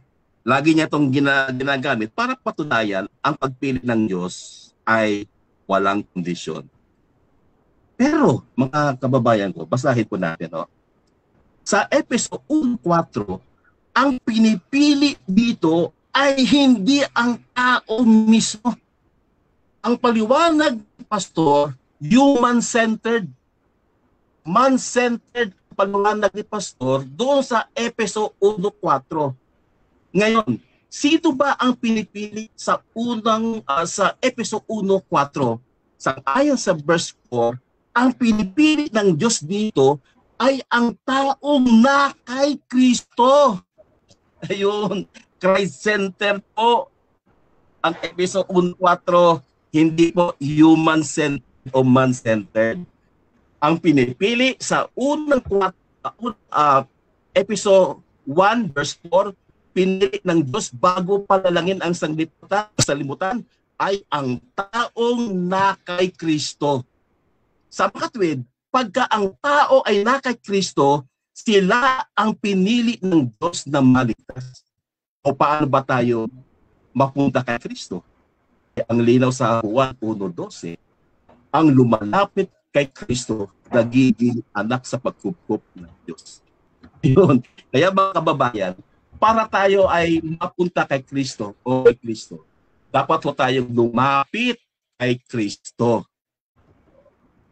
Kaya yun po ang maliwanag sa Efeso 1:4. Huwag ho kayong iniwala kay Pastor Lloyd. Ang paliwanag niya sa Efeso 4 ay pangtao lang. O? Man-centered, hindi ho Christ-centered, hindi ho taong per se o ang tao mismo ang pinili dito, kundi ang taong lumapit kay Kristo. At yung taong lalapit kay Kristo sa pamamagitan ni nagpaglapit kay Kristo, ito yung pinili ng Diyos bago pa itatag ang sanglibutan. Sa pantalata, sakat ng gawa, pakinggan po ninyo. Kasi ang kaligtasan po, para po sa lahat yan eh. Open po sa lahat yan eh. Open po para sa lahat yan eh. Hindi ho yan particular lang eh. Kung sino yung kanyang pinili. Hindi ho ganun eh. Pakinggan nyo sa Gawa 16, 30 hanggang sabi ganito. At sila'y inilabas at sinabi, mga Ginoo, ano ang kinakailangan kong gawin upang maligtas? At kailang sinabi, manampalataya ka sa Panginoong Jesus at maliligtas ka. Ayun, tandaan po natin, Episode 2:8, ang kaligtasan ay grace through faith. Ayun. Grace through faith. Ang grace, ito po ay regalo ng Diyos. Ito po ay 100% gawa ng Diyos. Pero, ang grace na ito ay wala hong silbi sa mga taong hindi po maniniwala sa Diyos. Wala hong bisa ho dun yun. Wala hong epekto ang pagliligtas ng Diyos sa taong ayaw sa Diyos. Kaya ang lino ng talata, Gawa 16:30, ang sabi, ano ang gagawin ko para maligtas? Ang sagot, manampalataya ka. Yun ang gagawin mo doon sa biyaya ng Diyos. Kaya linawin ko, Episode 2:8, ang condition doon, grace through faith. Yun po ang pagliligtas. Hindi ho grace lang na, yung grace na yan, wala hong saysaya para sa mga taong ayaw sa grace. Resistible ho ang grace, pwede hong tanggihan ng tao. Kaya, dito sa presentation po natin, maliwanag na ang Diyos po, pinipili niya ang lahat dahil ang lahat ay minamahal ng Diyos. Pero kay Pastor Lloyd, para sa kanya, kaya daw namimili ang Diyos dahil sa awa niya. Ano yun? Naawa? Kung naawa siya, di piliin niya ang lahat. Ba? Nakadagita naawa, imbis na iligtas ang lahat, pinahamak pa. Ano ba ganun klaseng awa? Nakakatawa yung pastor. Sabi niya kaya daw ang Diyos ay namimili. Kasi yun daw ang hustisya. Mali yun. Hindi hustisya yun. At fair justice yun. Bakit naman hahatulan? Yung taong gustong maligtas. Bakit naman hahatulan ng Diyos yung gustong maligtas ng kapahamakan? Gusto niya nga, asan ang hustisya doon? Kaya yung sinasabi mong hustisya at awa, kontra mismo yon sa aral ninyo. O, kung totoong naawa ang Diyos, hindi siya mamimili ng iligtas lang. Kundi pipiliin niya ang lahat dahil ang lahat ay awa-awa. At kung ang Diyos ay Diyos ng hustisya, bibigyan niya ng hustisya ang lahat ng tao pare-parehas. Equal justice. Hindi yung pinili niya lang. Unjust yun. O, kaya nga ang Diyos mo, plastic. Ang Diyos mo, plastic dahil iibig ang lahat, pero iimpernuhin naman pala niya. O, ang Diyos mo, loko-loko parang Diyos ni Erwin. Bakit? Inutusan na ipangaral ang lahat, no? Sa lahat ng ebanghelyo, tapos nakapili na pala siya. Ano yun? Nakikipaglokohan ba ang Diyos mo sa amin, Pastor Lloyd? Nakikipaglokohan ba? Bakit pa yung inuutusan mangaral sa buong mundo kung nakapili na pala ang Diyos? Diba? O, ano pa? Ang Diyos nyo, choosy talaga eh. Ikaw na rin may sabi nito eh, namimili ang Diyos eh, ayon sa awa niya, sa pag-ibig niya. Choosy. Choosy, bakit? Hindi naman pala siya naawa sa lahat eh. Di ba? Yung sinasabi mong katwiran, baluktot, wala sa hulog. Yun po yun. So yun lang po mga kabayan. Tapos na yaki 10 minuto.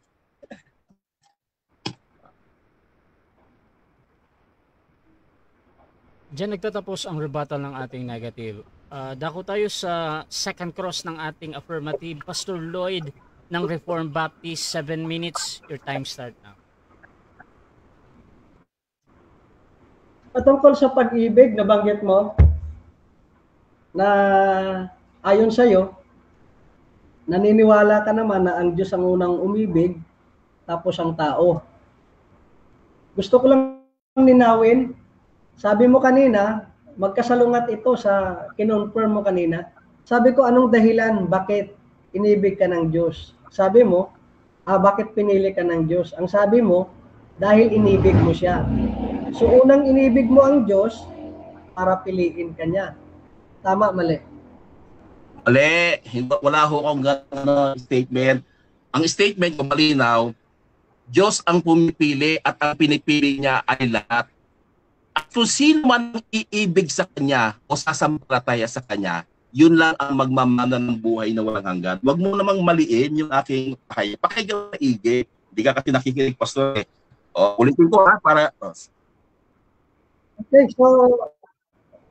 so kanina, malinaw naman yung sagot mo sa unang cross examination natin. Okay. So kanina, nung pinapili kita, ano ang kondisyon ng Diyos, bakit niya ka pinili? Sabi mo pag-ibig, pagtugon. So ngayon, binabawi mo na. So yung pangalawa kong tanong ay ganito. Ang sabi mo, patungkol sa paglayang pagpili ng Diyos. May kalayaan ang tao sa pagpili ng Diyos. Ayon sa Episo 1, or Episo 2:1, ang taong patay sa spiritual na hiwalay sa Diyos, may kalayaang bang pumili o hindi? Time stop mo na. Medyo nahihirapan si Brother Bobby dito. Pastor Lloyd, pwede bang i-off mo muna yung camera mo? Tapos i-try natin ito. Ayan. So, Brother Bobby, nadidinig mo ako ng malinaw? Bro Bobby? Narinig ko. Kaya na choppy si Pastor okay. Hindi ko marinig. So, paulit na lang, Pastor, naka-time stop to, tapos tingnan natin. Pastor Lloyd, paulit. Okay, yung sabi mo kanina, pangalawang tanong ko, ang patungkol po sa sabi mo na kalayaang pumili. Ang taong patay ba sa kasalanan? Kahit sinabi ng Biblia, ito ay patay sa kasalanan. Hindi ko pa marinig. Hindi mo ako naririnig, kapatid. Hindi ko maintindihan. Bro, Russia, kamusta yung ano? Siya naririnig ko, pero yung si Juan hindi. Napuputol ka, Brother Pastor Lloyd. Pero ganito, Brother Bobby, pag meron kang napuputol bro ba, pwede mo siyang wag ka munang mag-react bro. Tingnan mo muna kung maiintindihan naman. Pero Pastor Lloyd, napuputol ka talaga Pastor Lloyd ha. At tama naman si Bobby talaga, napuputol ka. Pero ako kasi parang hindi ko siya ini-stop kasi parang nakadugtong naman. Konting segundo lang talaga. Pastor Lloyd, paulit yung tanong Pastor Lloyd. Tingnan natin yan. Ayon sa kalayaang pumili ng tao, ang tao bang patay sa kasalanan may kakayanang pumili? Kahit na ang sabi ng Biblia, ito po'y may batong puso, ito po ay hindi nakakakita ng liwanag, hindi nakakaunawa sa salita ng Diyos, ayaw ibigin ang kanyang salita. Ito ba'y may malayang pag-response na piliin niya ang Diyos o hindi? Ang tao kasi, may kanayaan. Kahit na ang tao ay mahilig piliin ang masama, meron pa rin siya kakayanang pumili para sa Diyos. Kaya nga sabi sa Deuteronomy 30 verse 19, narito ang pagpapala at sumpa, ang buhay at kamatayan. Piliin mo ang Next buhay. question. Kaya ang tao may kakayanan din pumili. So para sa iyo, ang taong patay ay buhay pa dahil pwede pa siyang pumili. Tapos sabay yung tanong, Pakisagot po, moderator. yung patay, hindi ko makima, yung patay, wala pa tayo sa patay na pakta. Wala akong binabanggit na patay. Ewan ko lang kung tama ko. Moderator, ito po ay patungkol po sa kalayaang pumili. Oo. Alam mo ba ang kondisyon ng isang taong hindi paligtas ay patay sa kasalanan? Ayaw sa salita ng Diyos? Saglit lang, moderator, hindi pa ako nagtatanong. So sabi ko, ang patay ba ay para sa iyo buhay, makakapili pa rin kahit siya'y patay sa kasalanan? Ayaw niya nga ng salita ng Diyos. Okay, At ito'y kahangalan lang sa kanya. Okay, yung patay ba daw sa kasalanan, makakapili ba daw yun? Pwede pa rin ho pumili. Kahit na ang tao yung makasalanan, saksakan sala, nakakapili pa rin ho siya. Kahit ang gusto piliin ng tao ay yung masama, meron pa siyang kalayaang makapili ng tama. Deuteronomy 30 verse 19. Ang linaw ko rito. Bakit naman papipiliin pa ng Diyos ang tao kung wala siyang kakayanang pumili? Pangatlong tanong ko, sabi mo, hindi makatarungan ang Diyos. Ito ay Tiyuse, ito po ay Mangmang, at marami pa. Ngayon, nabasa mo ba sa Acts chapter 9, 13 to 15, na ang Diyos ay may pinili, na kanyang inibig, at ang isa'y kanyang kinapupuutan, ayon sa verse 13? Hindi ko ginamit yung Acts 19, kaya pass. Next question. Pwede mong sagutin kahit hindi mo itong nilatag. Hindi nilatag yan. Hindi ko nilatag yan. Ganito. Bitahin ko muna. Okay, so ganito. Meron tayong rules na sa rebuttal ay pwede na itanong ang lahat. Pero, nire-recognize ko yung sinabi ni Brother Bobby naman na pass muna daw dyan sa tanong na yan. So, pwede mong ulitin, Pastor Lloyd, or depende sa'yo. Proceed lang. Pass daw. Okay, so kung ayaw mong sagutin yung Romans chapter 13 na may pinili ang Diyos na si Jacob ay inibig at si Esau naman ay kanyang kinapupuutan. Pag ang Diyos ba ay may pinili ng kanyang inibig at kinapupuutan, hindi ba siya makatarungang Diyos? Sasagot ako? Hello? Sagot ka, kapatid. Napuputol. Makatarungan ho ang Diyos. Yung tungkol kay Esau sa kanyang kapatid, hindi po yung pagpili sa kaligtasan. Hindi ho. Yun po ay yung kanilang birthright. Yun po ang pinag-uusapan doon, hindi ho kaligtasan. Ang Diyos ho talaga namimili kung sino ang kanyang magtimbayan at kung sino ang muna sa kanyang pangangaral. Namimili ho ang Diyos. Pero pagdating sa kaligtasan, lahat pinupili niya. Open sa lahat. So ang sabi mo, pag ang Diyos ay pumipili, kung sino ang kanyang inibig at kanyang kinapupuutan, kahit po yan sa lingwahe po ng Grego, yan po ay nagpapahiwatig na hinayaan. Sabi mo kanina, pag hinayaan ka, ay ikay po'y hindi maliligtas. So ang sabi ng salita, hinayaan si Esau, inibig si Jacob. So ibig bang sabihin ang Diyos ay hindi na makatarungan? Makatarungan po ang Diyos. Ang tungkol kay Esau, hindi po yung tungkol sa kaligtasan. Birthright ho, pinag-uusapan ho doon, hindi po salvation. Out of context kayo, Pastor, hindi ho yun ang paksa natin, hindi ho birthright. Hindi mo ba alam Romans chapter 9, ito ay patungkol sa sovereign choice of God in salvation? Alam mo ba yung context ng Romans chapter 9? Alam mo hindi? Mr. Moderator, objection. Hindi ko po binanggit yung Romans 9. Huwag siya mag-introduce ng teksto na hindi ko naman pinaksa. So, counter objection mo na. Pastor, meron ba? Before ako hahatol. Okay, kung hindi niyo po sasagutin, ito po yung susunod kong tanong. Kahit Ganito. tayo naman sa talata. Ganito, wait lang, Pastor. So, ganito. Maghahatol muna ako sa objection na yon, ha? So, again, ang rules natin, mga kapatid, during second cross, kahit hindi nilatag, pwedeng itanong. However, mga kapatid, depende yan sa dalawa ninyo kung paano mag-flow. So, Pastor Lloyd, magne-next question ka ata? Opo. Tapos ang sabi mo kanina, last 1 minute. pag ang Diyos po ba, sabi mo ay may kinaawaan lang siya, ay ito po ay hindi patas. Pero nabasa mo ba Romans chapter 9:16, mayroon siyang kinaawaan at mayroong hindi? Pag may kinaawaan ba ang Diyos na si Moses lang at hindi ang paraon, siya pa rin ba hindi makatarungang Diyos? Hindi pa ba daw makatarungan? Makatarungan po ang Diyos. Makatarungan po. Yun nga lang yung Roman bebega sa nila.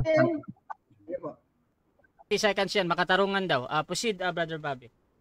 Makatarungan po ang Diyos. Ibig sabihin, ang pagpili ng Diyos ay nakatuon sa kanyang plano kay Kristo at hindi nangangahulugang may ibang tao na iniwan para hindi ho yun ang ibig sabihin ng Romans 9. Bagamat hindi ko yan pinalakay, pinagbigyan ng sagot ko na lang.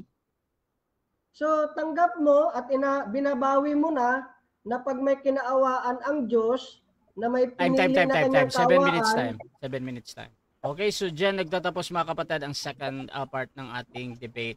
So dako tayo sa final conclusion, pero bago yan, shoutout muna kay Jose Bayray. Kung lahat pinili, dapat ligtas lahat. Bakit may maimpyerno? Sabi naman ni Jed Sarmento, kaya nakapili sila dahil binago ng Diyos ang kanilang puso. Deuteronomy 30 verse 6. Shoutout din kay Emmy Alfonso, tulip pala tawag sa mga Reformed Baptist. Pinili ang maliligtas, iba nga sa mga osas ng Real Baptist. Ito yung matinding kinalaban noon pa ni Brother Rayan Fuentes. Shoutout din kay Jeremel Amlon, pass raw sa second cross, pwede na yan. Shoutout din kay Makaraig Roda, bakit po wala bang karapatan ang Diyos pumili? Shoutout din kay Abila Leonard, patay sa kasalanan kuno, pero nilalabag ang kautusan ng Diyos na patuloy. Ang laking ligaw ng unawa nyo dyan. Shoutout din kay Romel Tunay Baklas, ginawang unfair ang Diyos ng mga tulip doctrine. Shoutout din kay Pastor Jeremil Amlon, hindi alam ni Westlake yan na sa Efeso 2:1 yan napatay sa kasalanan. Shoutout din mga kapatid kay Makaraig Roda, kay Juan Agustin. Kung walang pinili ang Diyos, meaning nakadepende sa tao ang kaligtasan, hindi gagalaw ang Diyos pag hindi pinapayagan ng tao. Shoutout din kay Erwin Veloso, sabi niya bugbog, tama na, tigilan mo na. Shoutout din kay Pastor Arnel Aligarbes, hindi alam ni Bobby na instrumental at hindi locative yung preposition na in sa Ephesians 1:4. So mga kapatid, dako tayo sa final conclusion. Mauna si Brother Bobby dito. Bilang negatibo mga kapatid sa topic na ang election to salvation ay unconditional. Brother Bobby ng SDA, your time start now. Salamat po muli sa ating kababayan na nakinig. At kitang-kita po ninyo mga kababayan ko kung paano itong sinasabi ni Pastor Lloyd na unconditional. Bandang huli, nagkaroon pala ng kondisyon. At sabi niya, umibig siya sa Diyos dahil una siyang umibig. Nakita niyo ho ba? Umibig siya dahil una siyang inibig ng Diyos. Kaya meron hong pag-ibig na nangyayari sa mga taong tumatanggap kay Kristo. Yun ho ang nagiging kondisyon doon. Nagkaroon ng pag-ibig. Kasi nga naman, mga kababayan ko, kung hindi ka naman iibig sa Diyos, kahit ibigin ka pa ng Diyos, wala hong mangyayari eh. Pakinggan po ninyo. Sa aklat po ng Mateo 23, ang talata po ay 37. Ang sabi po ay ganito. Jerusalem, Jerusalem, na pumapatay sa mga propeta at bumabato sa mga sinugo sa kaniya. Makailang ulit kong inibig, tipuni ang inyong mga anak na gaya ng pagtipon ng inahing manok sa kanyang mga sisiw sa ilalim ng kanyang pakpak at ayaw kayo. So, kita ninyo mga kabayan, kahit ibigin pa ng Diyos ang tao po malaya. Malaya siya sa kanyang pasya kung iibigin ba siya o hindi. Kaya isang malaking kalokohan po yun, mga kababayan ko. Napasta't inibig siya ng Diyos, iibig na rin yung inibig niya. Maliho yun. Kasi kung totoo yun, di ibigin niya na ang lahat para ang lahat umibig sa kanya. Diba? Kaya nga sinasabi ko, pag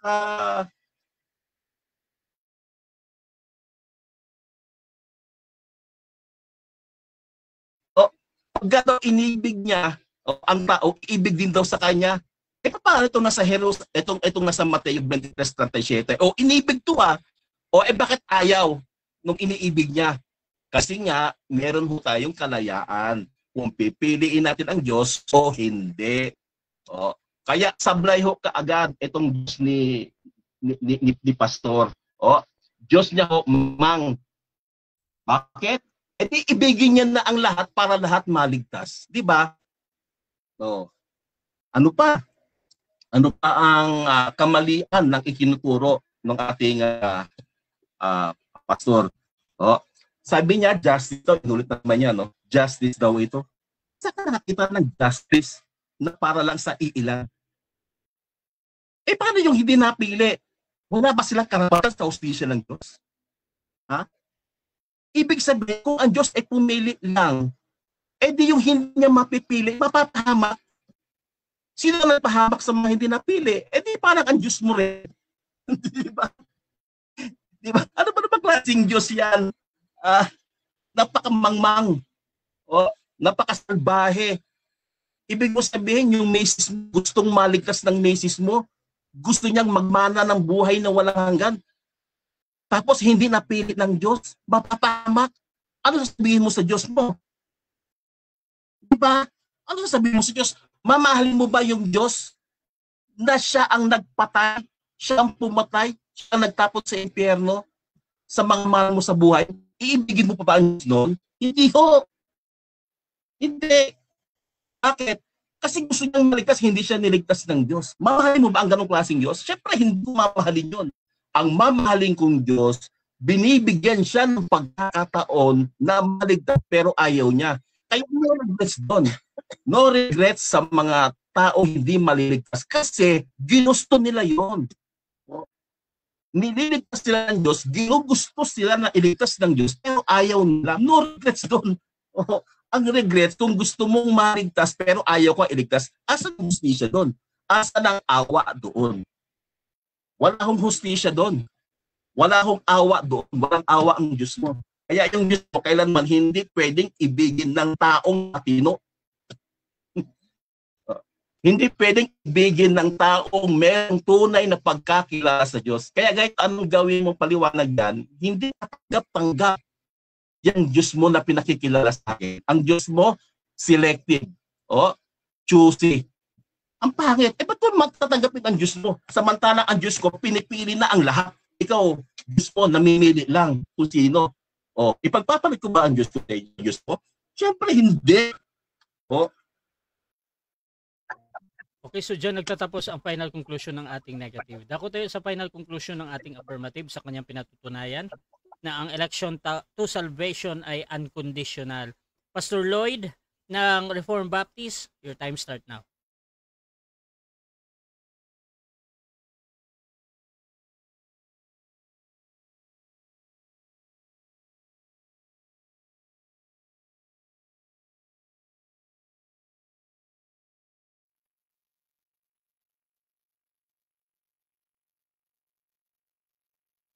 So, kanina pa po natin naririnig, Brother Asya, nandiyan na ba? Okay. So, kanina pa po natin naririnig yung mga patutsada ng aking katunggali na ang Diyos ay salbahe, ang Diyos ay tsusi, ang Diyos ay mangmang, ang Diyos ay hindi hustisya dahil meron siyang pinili. Pero nung tinanong ko siya patungkol sa Romano 9, patungkol sa kay Jacob at Esau, kahit malinaw naman ang turo ng talata na ang paghaya or yung hinayaan ay katubas po nun ay paglaglag sa kanya. At yung pag sinabi mong kinapuutan ng Diyos, yun po ay malinaw na nagpapakita na hindi siya pinili ng Diyos. Pero para sa kanya, ay hindi ito nagpapatunay sa kaligtasan ng tao. Pwede ka bang maglingkod sa Diyos kung hindi niya ka una ililigtas? Di ba kailangan una ililigtas ka muna? Bago ka maglingkod sa Kanya, kung sino ang pipiliin ng Diyos na maglingkod sa Kanya, ayun po si Jacob. At ang sabi po ng talata, kahit na siya'y may pinili, isasabihin mo, hindi makatarungan ang Diyos. Pero ang sabi ni Pablo, masasabi ba natin na hindi makatarungan ang Diyos kung may pinili siya? Hindi. Sabi ni Pablo. Sabi niya sa 15, sapagkat ganito ang sinabi niya kay Moses, kahahabagan ko ang nais kong kahabagan at kaaawaan ko ang nais kong kaawaan. Kung may kinaawaan lang ba ang Diyos, na kinaawaan niya lang si Moses at ang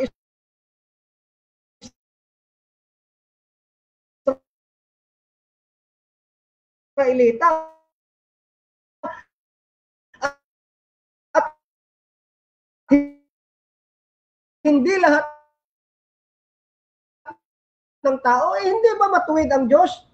Ayon po yan sa talata, kakaawaan lang ng Diyos.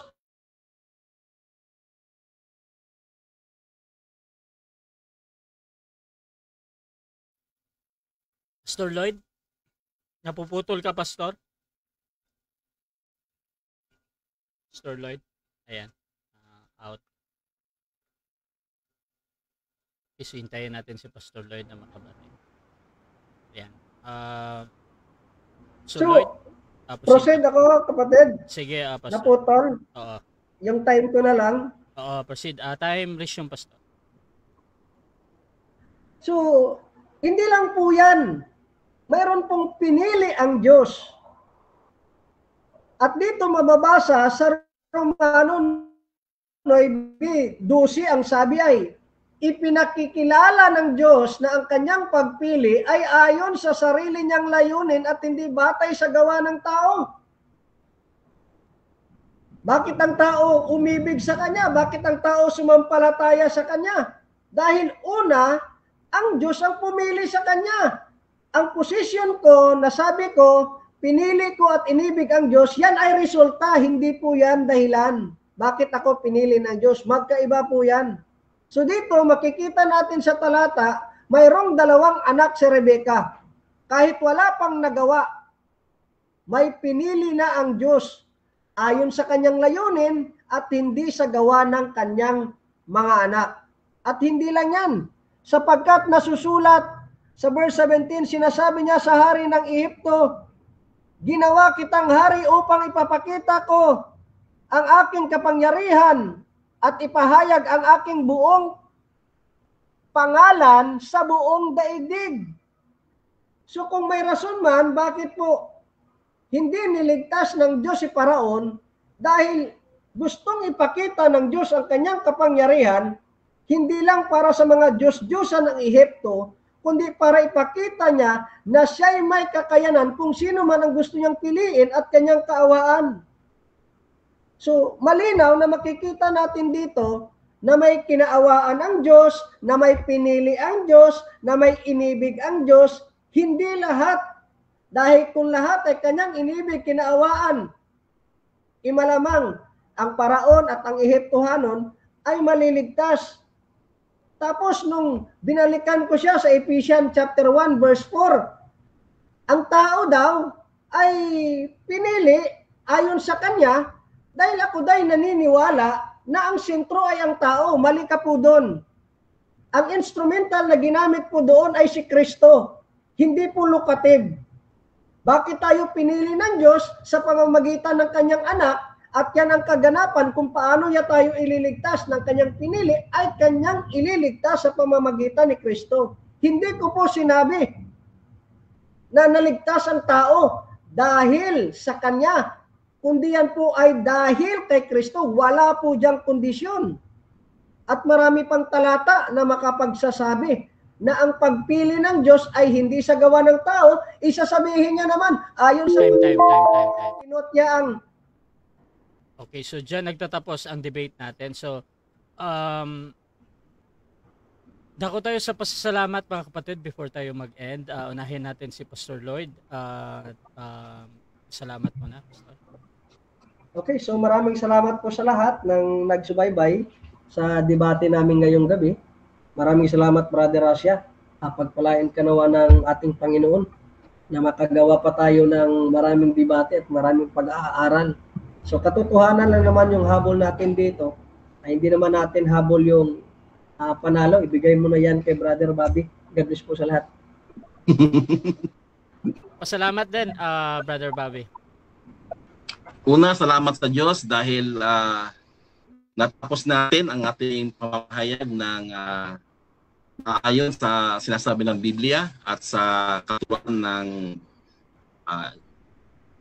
turuan na tinuturo sa atin mismo ng ating Panginoong Hesus.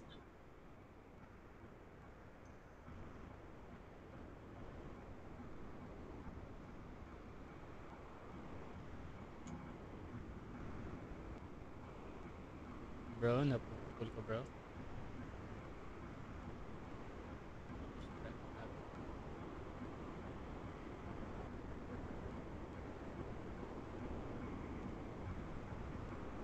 Bro, Bobby. Naputol ka bro. Paulit bro. Paulit. Okay. Mahaba na may putol ko. Ulitin mo na lang. Sa umpisa, okay. Una, salamat sa Diyos dahil natapos yung ating programa ang ayon sa kanyang kalooban na isigaw natin ang aral ng Biblia. At ikalawa, salamat din sa iyo, Brother Rasha, sa pagpapagamit ng iyong programa para maihasik namin ang aming pabalita ng kaligtasan. Ganoon din kay Pastor Lloyd, maraming salamat mo at pinagbigyan mo yung aming kahilingan na magkaroon tayo ng maginoong usapan. Ganoon din sa ating mga tagapakinig, pabor man kayo sa akin o laban, ay salamat sa inyong pong pagbibigay ng panahon sa akin. Kay Brother Erwin Dios, good evening sa iyo. At kay Pastor Amlon, good evening din sa iyo. At kay Brother Ray Bida pala, siya yung aking teammate ngayon. Siya yung nagbibigay ng advice. At sa aking buong team, nandyan yung yung buong team ko, yung mga nagko-comment, yung buong team ko yan. Lahat na nagko-comment doon sa programang ito, team member ko kayo, sumisilip ho ako doon kung ano magandang comment na pwede ko rin ma-share sa programang ito. So muli, maraming salamat sa iyo, Brother Rasha, at sa iyo, Pastor Lloyd, at sa ating mga nakinig at mga naging kasama ko sa programang ito.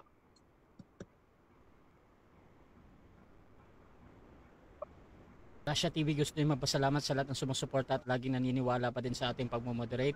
Kung gusto nyo sumali sa ganitong gawain, pwede kayo mag-PM sa akin or maghamon man sa dalawang ito. Nandito si Pastor Lloyd na talaga namang napakarami niyang schedule sa akin. So maraming salamat sa pagtitiwala. At dito din si Brother Bobby, mga kapatid. bihirang-bihira makipag-debate, pero pwede nyo siyang baka po pwede na meron kayong ma-debate din kay Brother Bobby. So pwede niyo akong gamitin as mediator sa yung pag-usap kasi sumasang-ayon lang kayo sa lahat ng patakaran dito sa Russia TV. So maraming salamat mga kapatid. Please subscribe yung ating YouTube channel, Russia Debate mga kapatid, at yung aking Facebook, Russia Vista. At dito din sa dalawang ito, si Brother Bobby, meron siyang mga post, nakalink naman yung pangalan niya dyan.